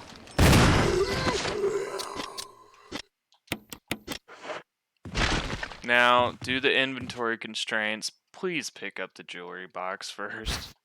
And then you can pick up the herb. Combine the red jewel with the jewelry box here. And then we got to put the pieces in a certain spot. So this piece goes up here. The next piece goes like this. Third piece we're going to put like this.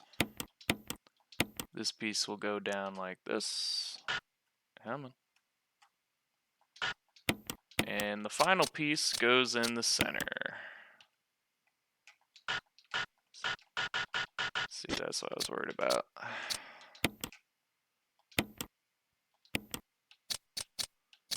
You don't have to be exact, but you still got to be kind of exact. And then you get a brooch inside, just click A button again, and that'll turn into the emblem key. Just pretty much put all the outer pieces for that puzzle as far to the edge as they can be, though. But other than that, that puzzle has quite a bit of wiggle room in it, so you don't have to be super exact. So, we're gonna make our way through the graveyard and cut through the room with all the pictures to unlock the door that this key unlocks. And remember I said earlier that we're going for the best ending, right? Well, that also means we have to keep Rebecca alive. And a timed event's gonna start up when we enter that room.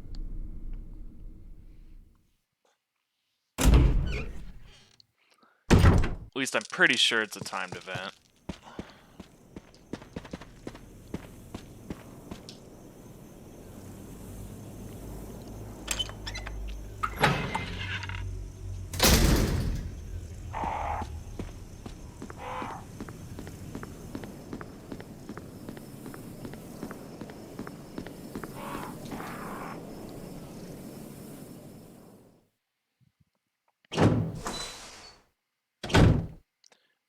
The emblem key opens this door.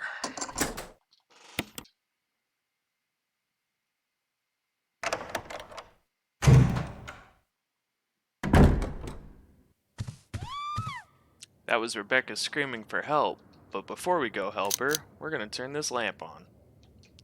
So we could pick up the metal object here, and then there's a flash grenade here. Now, Rebecca's getting attacked by a hunter, and I'll show you guys what room they're in. If you want to get the best ending, you have to do this, because we need Rebecca alive. Kind of like how with Jill's playthrough, you have to give Barry back his gun to keep him alive. This is pretty much Chris's version of this. They're in the room with the dog whistle, where the dog whistle was.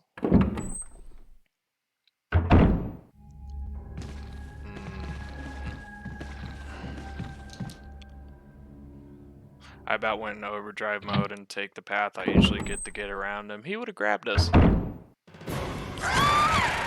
Well, we gotta save Rebecca, right? Get the assault shotgun. Fire away.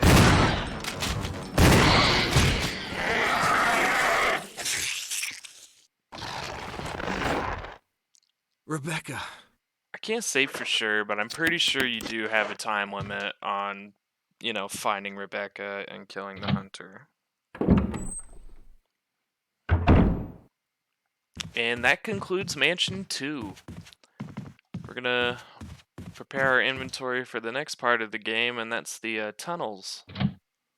Or the cave.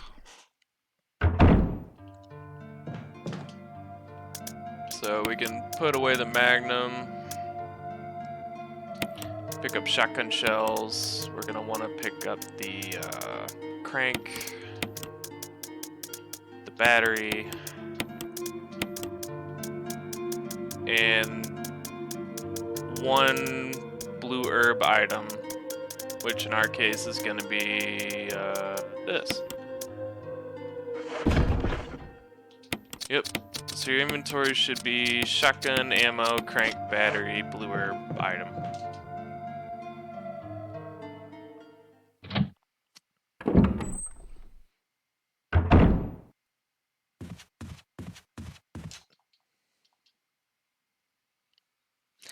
And so to do the tunnels, we're gonna backtrack to the area where I made the comment about the crows turning into a dog. Which means we have to run by the poison snake goblin again, which is where this blue herb comes in handy in case we get bit and poisoned.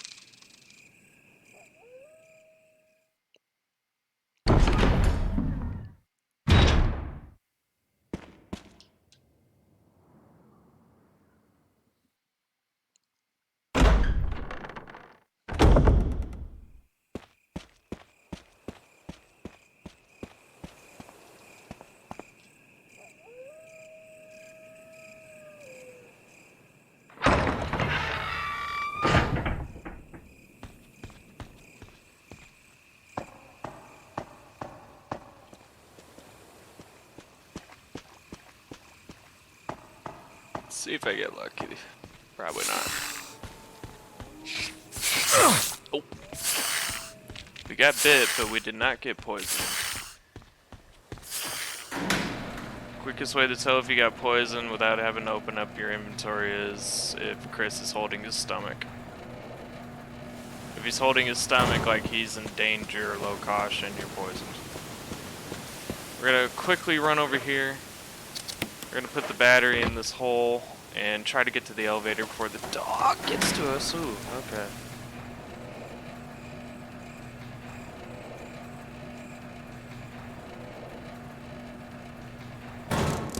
Since we have a working elevator now, we can crank back up at, or English, crank the water back again. There we go. And that will reveal a secret entrance.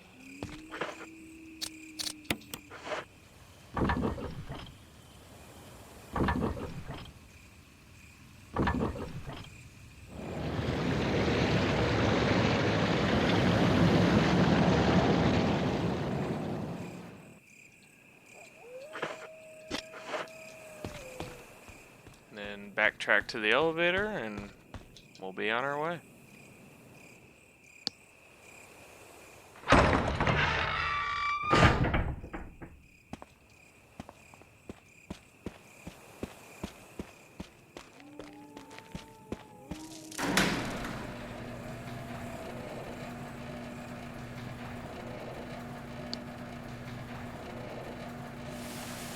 Cujo's probably gonna land a bite here. Ooh, ooh, ooh, 2 for 2. Or did he try, though?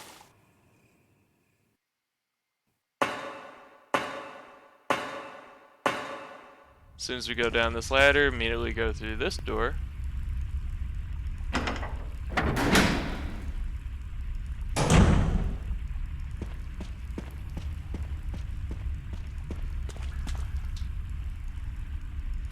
I'm not gonna sit here and pretend like that was skill, but that was some damn good luck, missing both those dog bites. Handgun ammo sitting over here. I'm contemplating if I still want to use this blue-green herb mix or not. I just don't know how much a snake bite does for damage. I'm thinking to myself, am I in the health range to get one-shotted by a hunter, possibly? I don't know. After the cutscene, examine the body, and then we get the red crank. There's gonna be a hunter that breaks through there. Just run past him. Literally. Because when he comes in, he's always gonna do his I'm scary roar thing, and you could just run right by him. There's 2 hunters in this next room, though, that we will have to kill.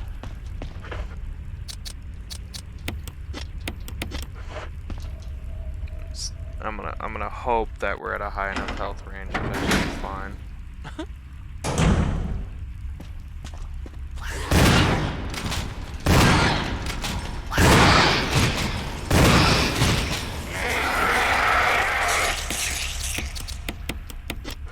Very nice.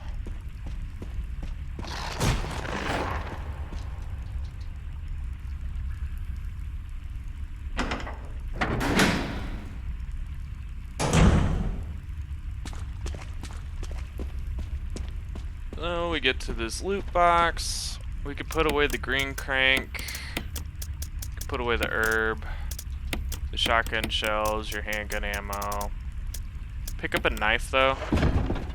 So your inventory should be assault shotgun, knife, red crank. Now you could probably get away with not needing the assault shotgun in your inventory. I just like to have it on me in case. It's all gonna come down to how much flamer juice Wolfbane, whatever boss take. We're gonna run up and activate Mr. Boulder. Run forward. Don't let it crush you. So, I'll be honest with you guys. This is my 3rd attempt doing this recording for you guys over the span of 3 days. And attempt number 2, I accidentally quick turned and the boulder crushed Chris. Fun times. Anyways, have the flamethrower out and ready. This is a very good weapon for this boss. Just try to dodge his shit, really. If you feel your controller vibrating, you're doing damage. There's a spider on the ceiling, but we can just ignore him. Get the knife out, slash these. Oh, you dick. Slash these webs. That spider poisoned us. If you get poisoned, whether from the boss or that ceiling spider over there, there's a blue herb over here.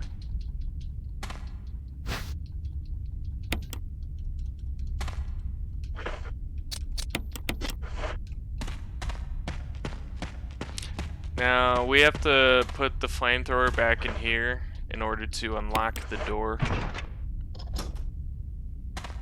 This is an extra little mini game that Chris has to do that Jill doesn't.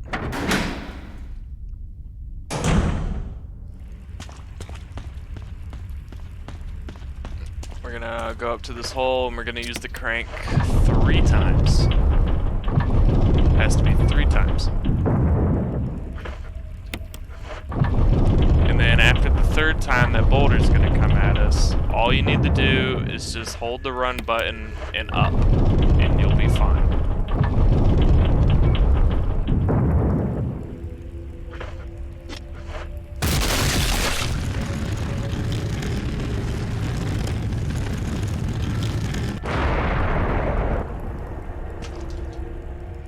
So you remember everyone's favorite game? Pushing things? I know you love it. Well, guess what? We get to do it again. Gonna push the statue up in front of this portion of the wall that looks brighter than the rest of the wall. And then we're gonna use the crank on this hole. We're gonna do it 2 times.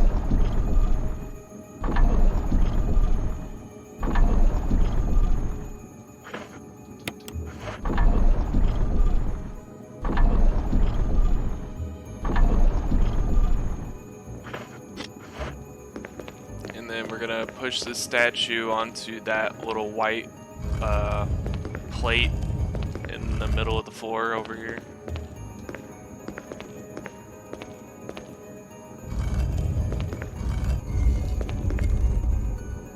Then we're gonna push it off. Chris is gonna turn. We're gonna push it back on. And then once the back of the statue is facing this wall over here, we're gonna push this statue all the way up against it.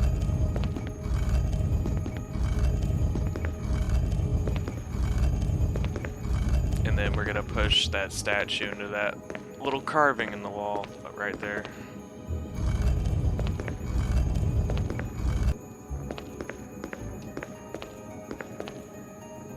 Ta-da!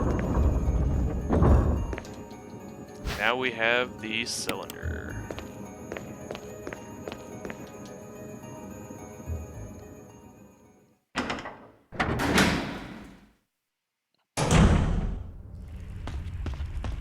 And we have inventory free. We can pick up this first aid box over here. Inside of it's a first aid spray.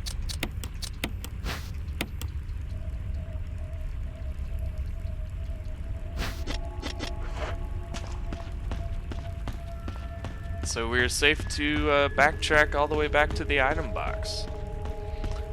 Chris does have one more enemy to fight though before we get there. That's a hunter. But we have a flamethrower with 51% juice left in it. Flamethrower is actually extremely good versus hunters.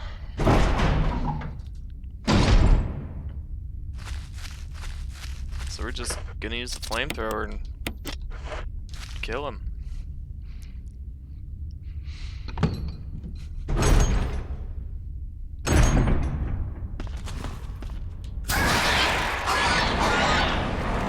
See? Once the hunter's down, put the flamethrower back here. And then there's, at the end of this hall here is handgun ammo.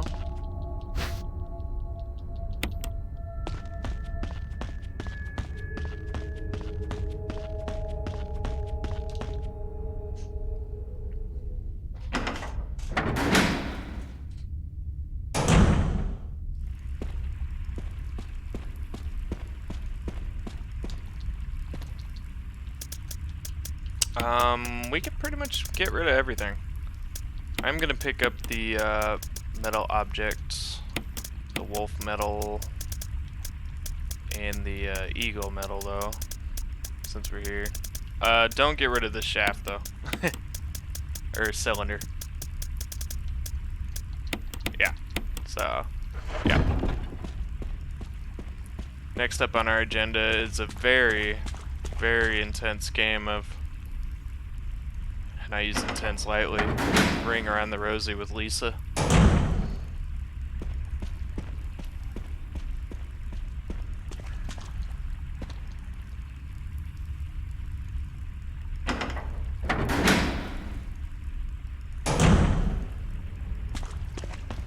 But before we can get the Lisa, we gotta power up this elevator. Now we're gonna get the shaft. Combine the shaft with the cylinder and then put it back in here. And the combination is 4, 2, 3, 1.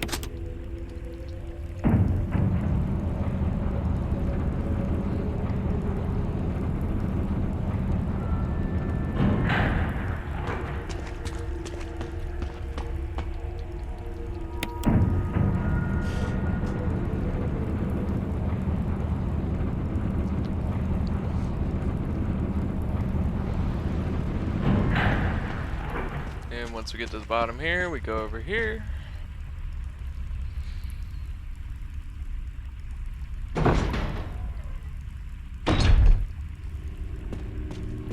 See where Lisa is. She's probably on our left. Yep. Just go whatever way Lisa is. Since I'm in caution, and you guys know how I like to play Resident Evil, I'm gonna pick up this green herb here. I always like to try to be at full health if I can. No, this is a very bad habit I have. If I ever want to try like no health item runs and crap like that, so it's a habit I'm gonna have to break. 'Cause there's some achievements who's like complete the game without using one health item, yada yada yada. Push the crate onto this lift over here. Just try to put it in about as center as you can.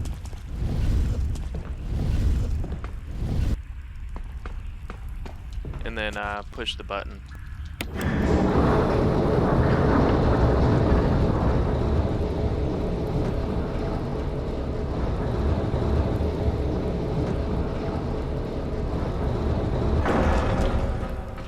Once that's down, we're gonna head back to the room where the elevator was.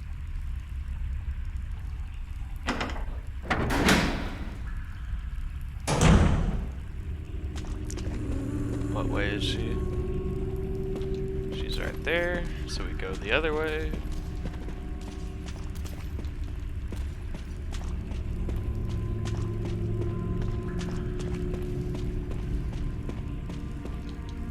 Not as intense as like Ring Around the Rosie with Mr. X was, but you know, it's a close second.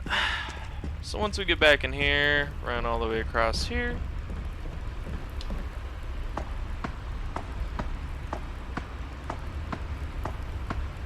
And then we're gonna push this crate all the way over here to where the trash compactor is. And then we're gonna crush it.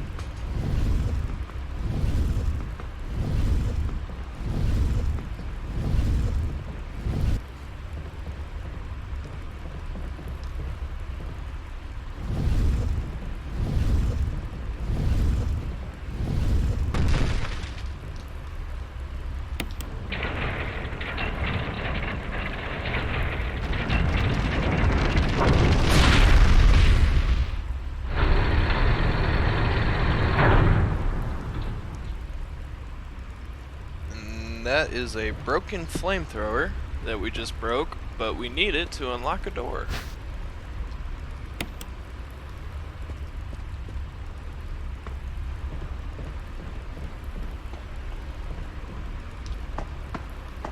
So we're gonna go back to the ring where Lisa's at.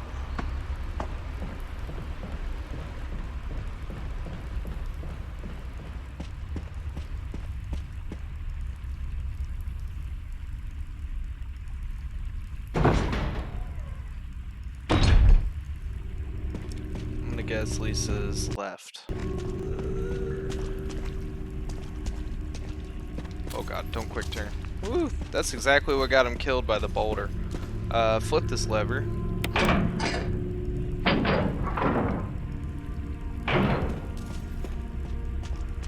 then run over here. We're gonna put the broken flamethrower in here.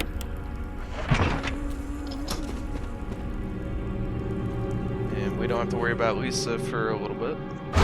Just a little bit, though. She'll be back. There's snakes in this water, so keep moving.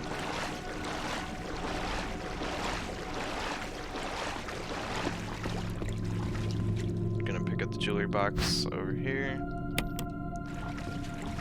And we have everything we need to move on to the final segment of the game, the laboratory. And in order to get there, we have to make our way all the way back to the main hall of the mansion.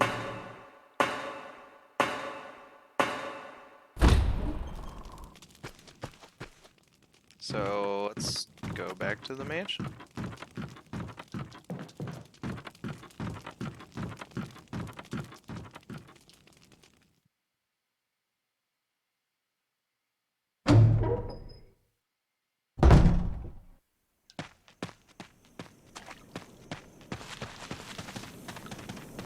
Don't forget that there's a zombie out here.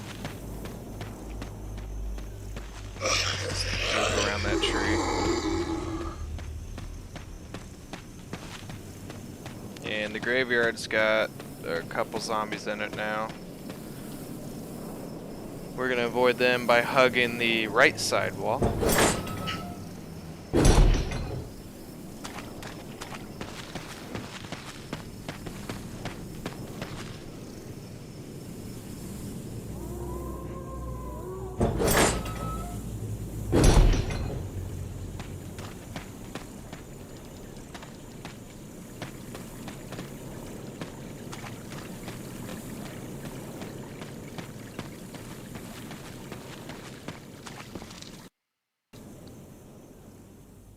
That's an interesting looking graphical bug. It's kind of trippy.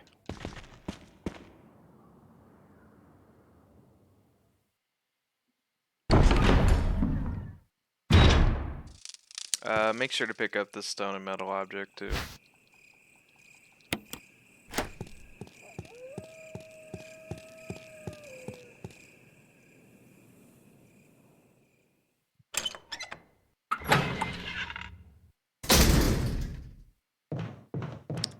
Quickest way to the main hall is to cut through the graveyard. Alright, let me rephrase that. Quickest and safest way. If you try to go back through the other hall, you're gonna have dogs busting in on the window. And you don't want that.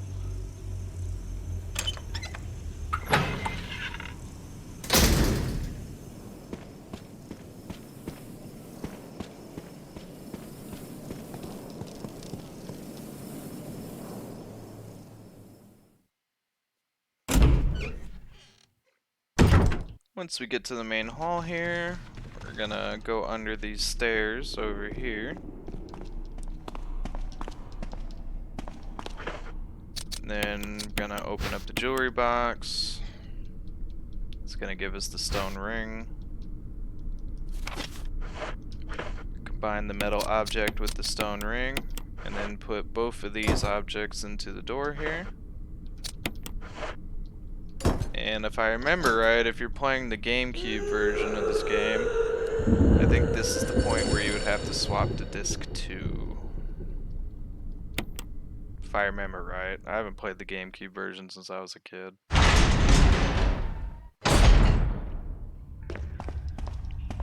And over here, I'm gonna pick up a health item or two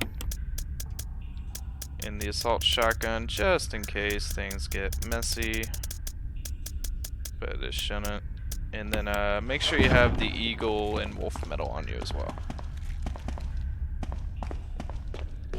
We're gonna be dealing with the finger quote Lisa fight, and if things go correctly, I shouldn't have to use one bullet on her.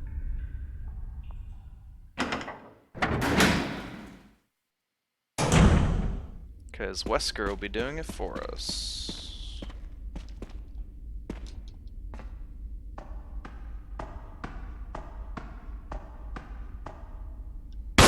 So once you start up, immediately run over here, push this out.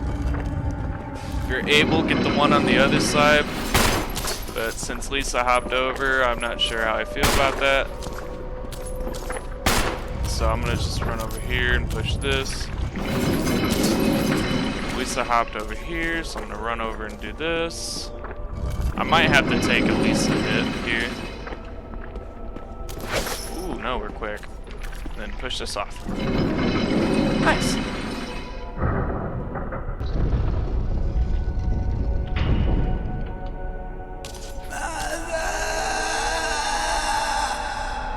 So, what was I gonna say? There's a chance Lisa will hit and kill Wesker. Don't worry. Wesker's not dead.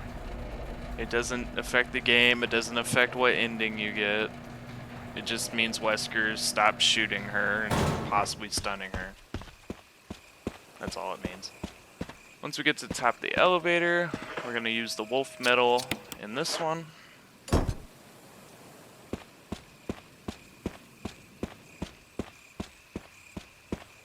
And then we put the eagle medal in this one. And now we are going to the laboratory. Laboratory is a pretty quick segment. It's also the final segment of the game. To start off the laboratory, there's a total of 5 zombies that we do have to kill and burn. So we're going to want to pick up our handgun along with all the handgun ammo you have. You're also going to want to pick up the fuel canteen. Do I only have 30 rounds? I was about to say, I know I had more than 30.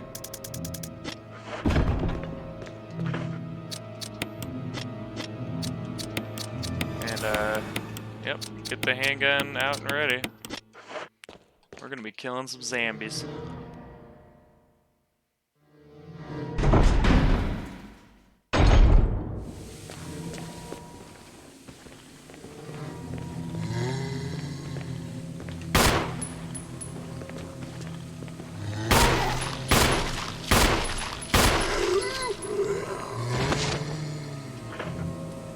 Gonna burn this guy. And then while the other 2 zombies are coming at me, I'm gonna refill my canteen. You know, just so I can have 2 charges in it to deal with these 2.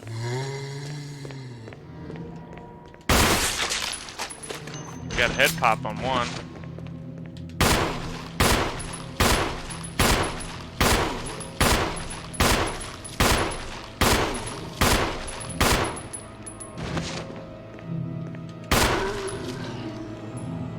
Took care of him. So that's all the zombies in this room. We got 2 more zombies that need to be killed and burned. So I'm just gonna once again refill this, so I'm at 2 charges.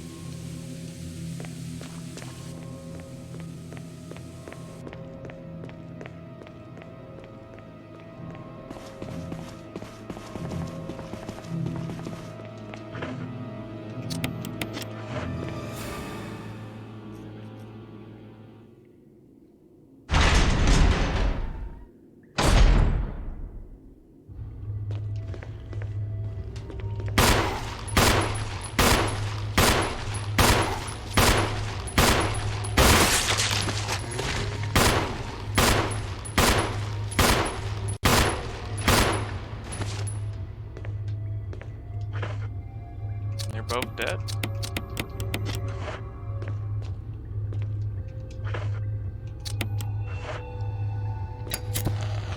After you killed and disposed of all those 5 zombies, then we're gonna go over here.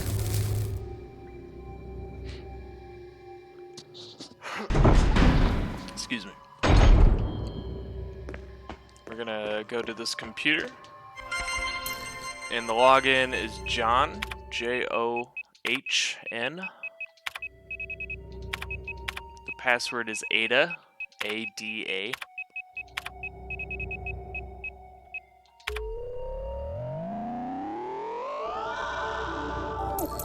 And we're gonna unlock both of these. Password for this one is Cell, C-E-L-L.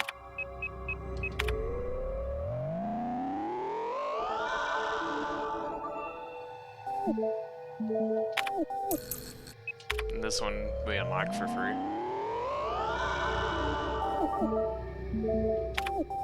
And then we are done with the computer. Now we're gonna backtrack and make our way back up the stairs.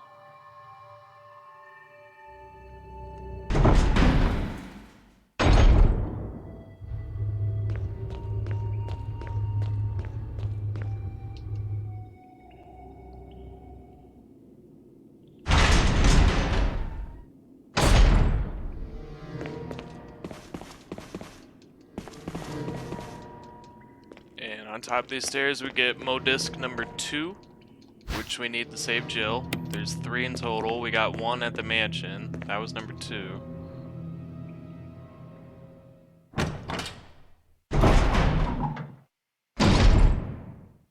Modisc number 3 is sitting right here. Now, the passcode for this entry terminal is 8462.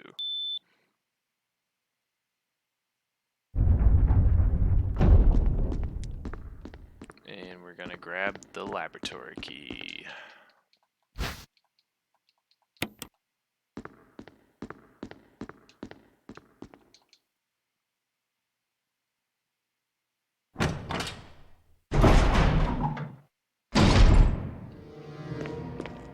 And we're going to immediately run back down here. I'm gonna do a little time save here since we had extra handgun rounds.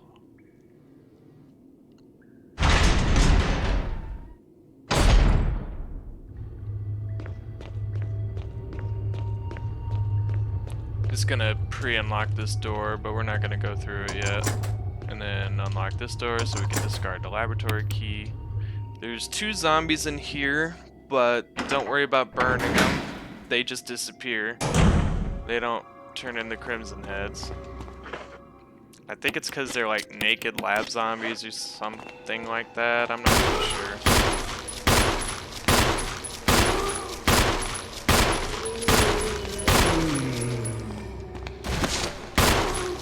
See how they're like different from all the other zombies? Aw, it's alright, we got plenty of daggers. And they're both dead.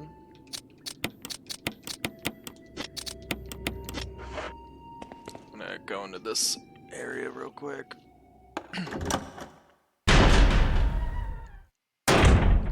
We got shotgun shells on the floor here, first aid spray on the table if you want it.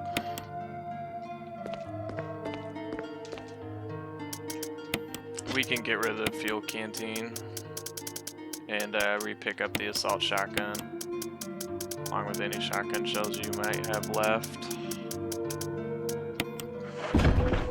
Oh, yeah, and fudge.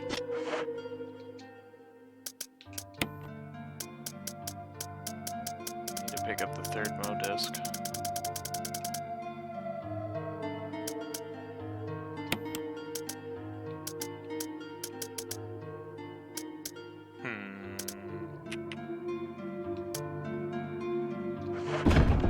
Okay. My time save trick wasn't exactly a time save trick. It's okay. It's okay. It's late at night. We're getting towards the end of the game. I'm relaxed. I'm chill. I'm just gonna go over here.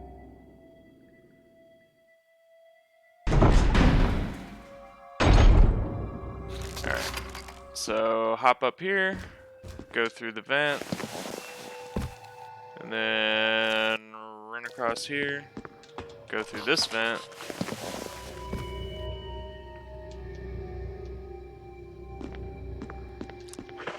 Equip the assault shotgun and we'll deposit our first Modisc.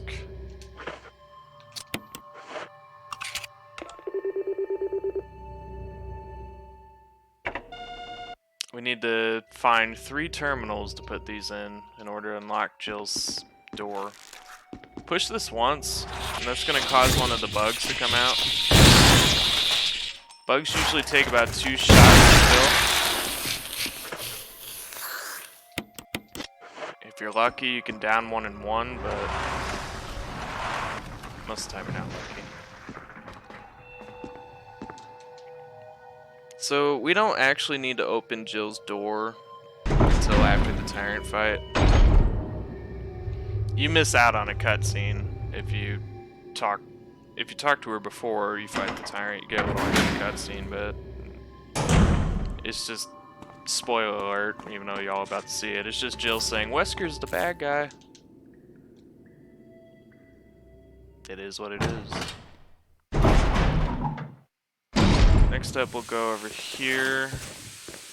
There's another bug down there.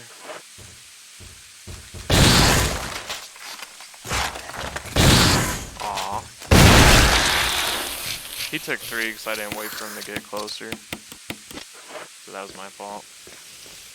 We're gonna pick up the fuel capsule here.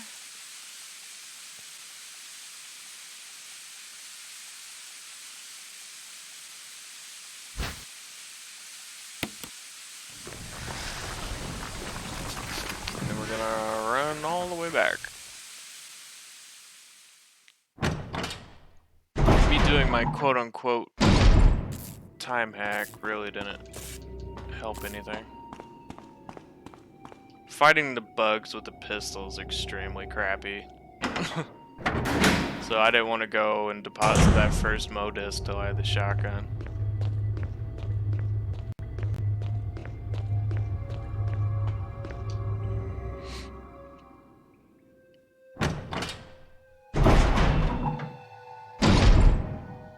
And we go here.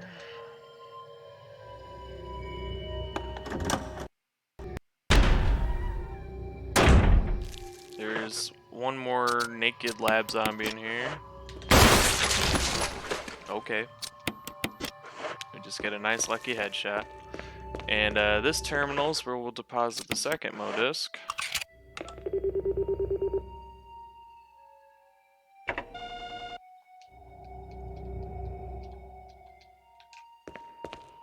His handgun rounds in that sink, but we don't need to pick him up. We're gonna place the fuel capsule in here. Now it's very important to note, once that thing's filled and in our inventory, do not run. Do not run. Do not shoot your weapon. Don't sneeze. Don't blink. Don't do nothing. Or you will blow up. And then you'll have to restart to your last save. Or in my case, use the whole damn run because we're not saving. So we're gonna walk back to where we picked up the fuel capsule in the first place. Notice how I keep going down this hall when I'm going through this room. If you go the other way, there's a chance a bug might pop out of the air vent. So from now on, just take this little route that I've been doing to get across this room.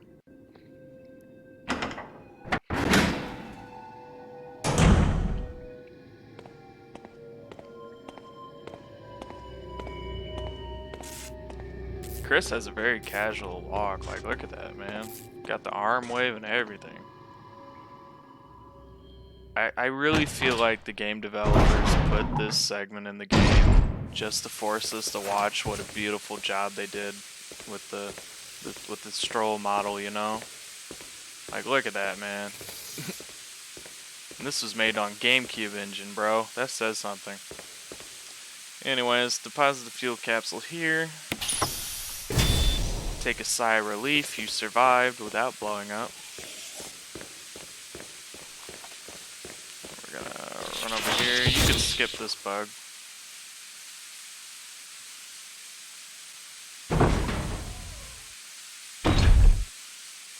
This next bug, not so much.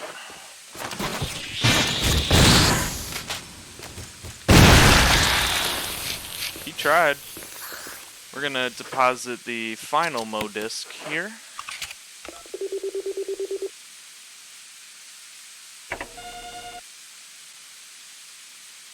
And now Jill's door is unlocked. You can go talk to her if you want to see the cutscene on your run. I'm not going to. This one could be skipped.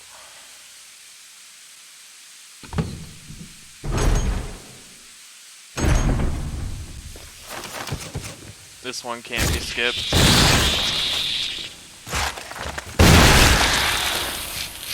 And that's the last bug we actually have to shoot. Go over to the blue screen computer, and then I'll start up the elevator tower. The rest of these bugs we're just gonna avoid and make our way back. So, if you guys watched my Jill video, I'm going to do the knife strategy as well. Oop, for Chris. And I didn't do it too hot on the Jill video. I think I got hit like, what, 5-6 times. Let's see if I fare better on Chris.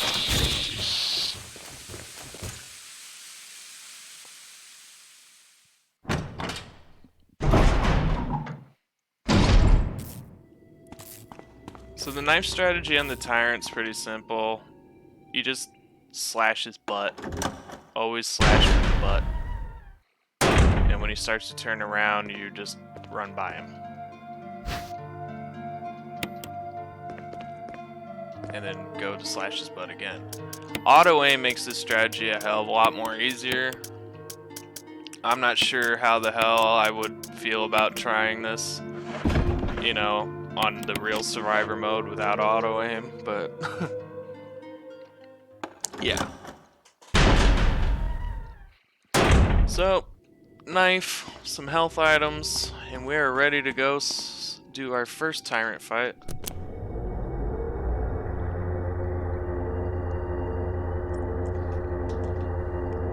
Chris! Rebecca's going to join us.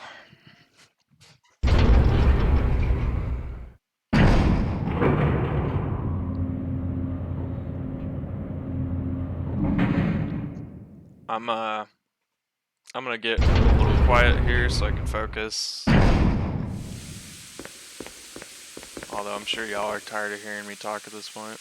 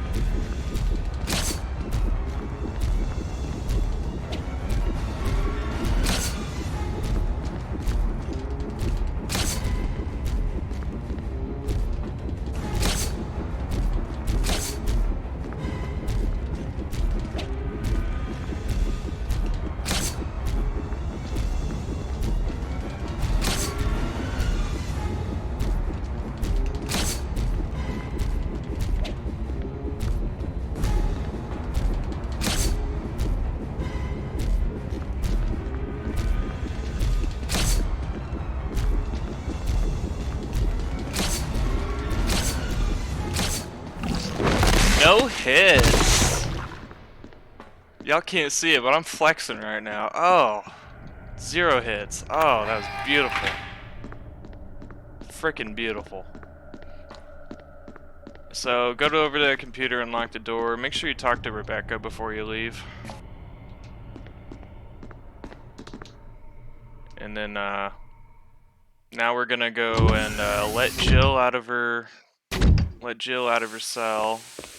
And then we'll do the final tyrant fight, and then that's the run. That's it.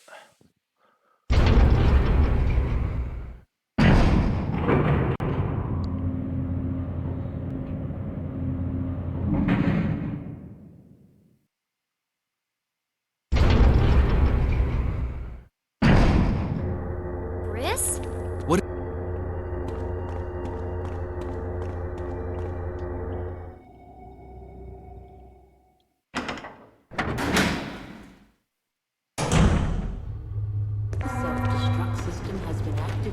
Don't worry about the sirens and all that.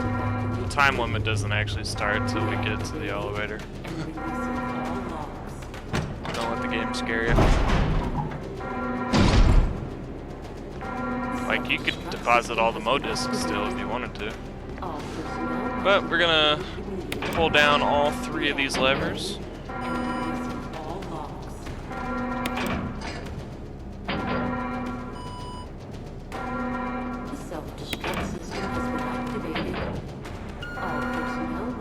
And that'll unlock the door.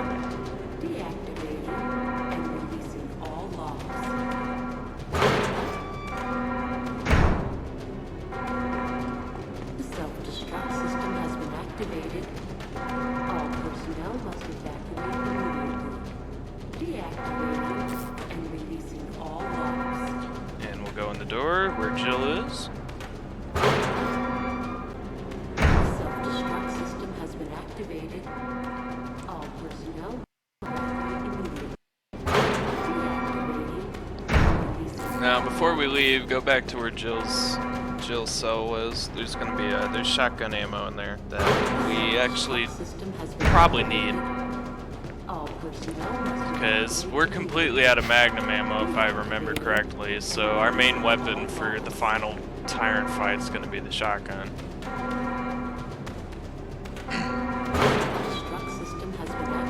So every shell counts, but now we're good to go. We're going to make our way back to the first loot box in the laboratory. The self-destruct system has been activated. Personnel must evacuate immediately. Deactivating and Let's get... all locks.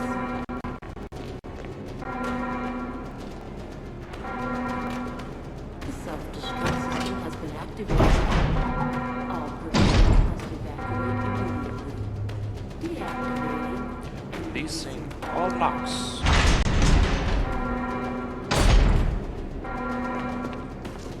the self-destruct system has been activated.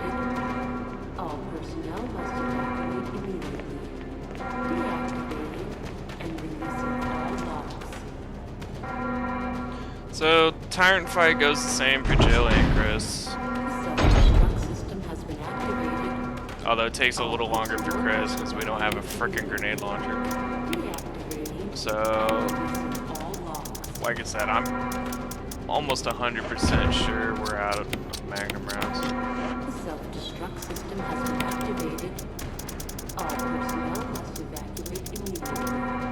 Deactivating and releasing all locks. I don't even know where the magnum is, apparently. Yeah.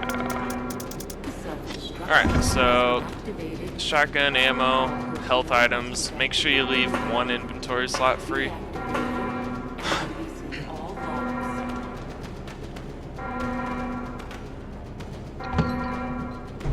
The self-destruct system has been activated. All personnel must I don't evacuate remember what's in that first aid kit. I Deactivating think it might just be a releasing green all herb. locks. Pick up this battery pack here. The Fuse self-destruct unit. system has been activated. All And we're gonna personnel put in this wall. Deactivating and releasing all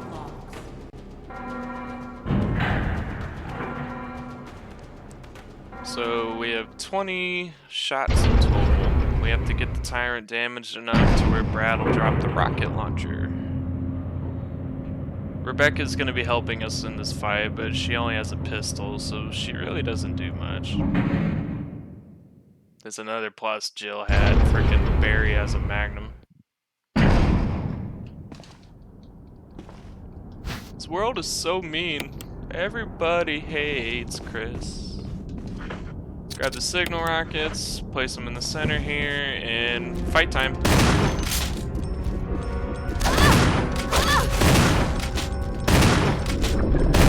He's gonna charge. He should be charging. There you go. Look, he's building up for it. Yeah. You can see it a mile away, but... So Rebecca is hurt and can still die. So I want his focus to stay on me, honestly.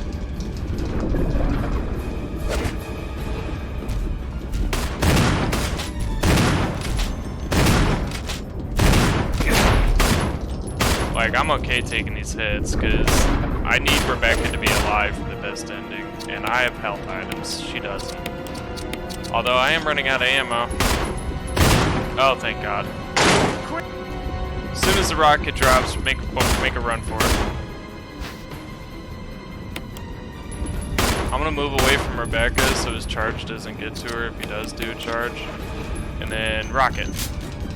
He'll probably deflect this one. If he does, just hold the aim button and shoot again.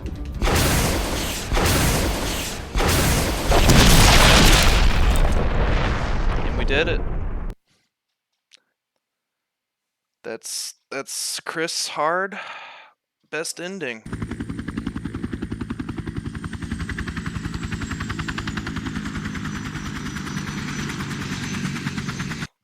I want to thank you guys for the Resident Evil 1 adventure. I'm still not sure what the next YouTube adventure will be for this channel. I guess you'll find out when I post a video. Chris, you did a fine job. But, yep. Thank you guys for watching. Hope you enjoyed, and have yourself a great time.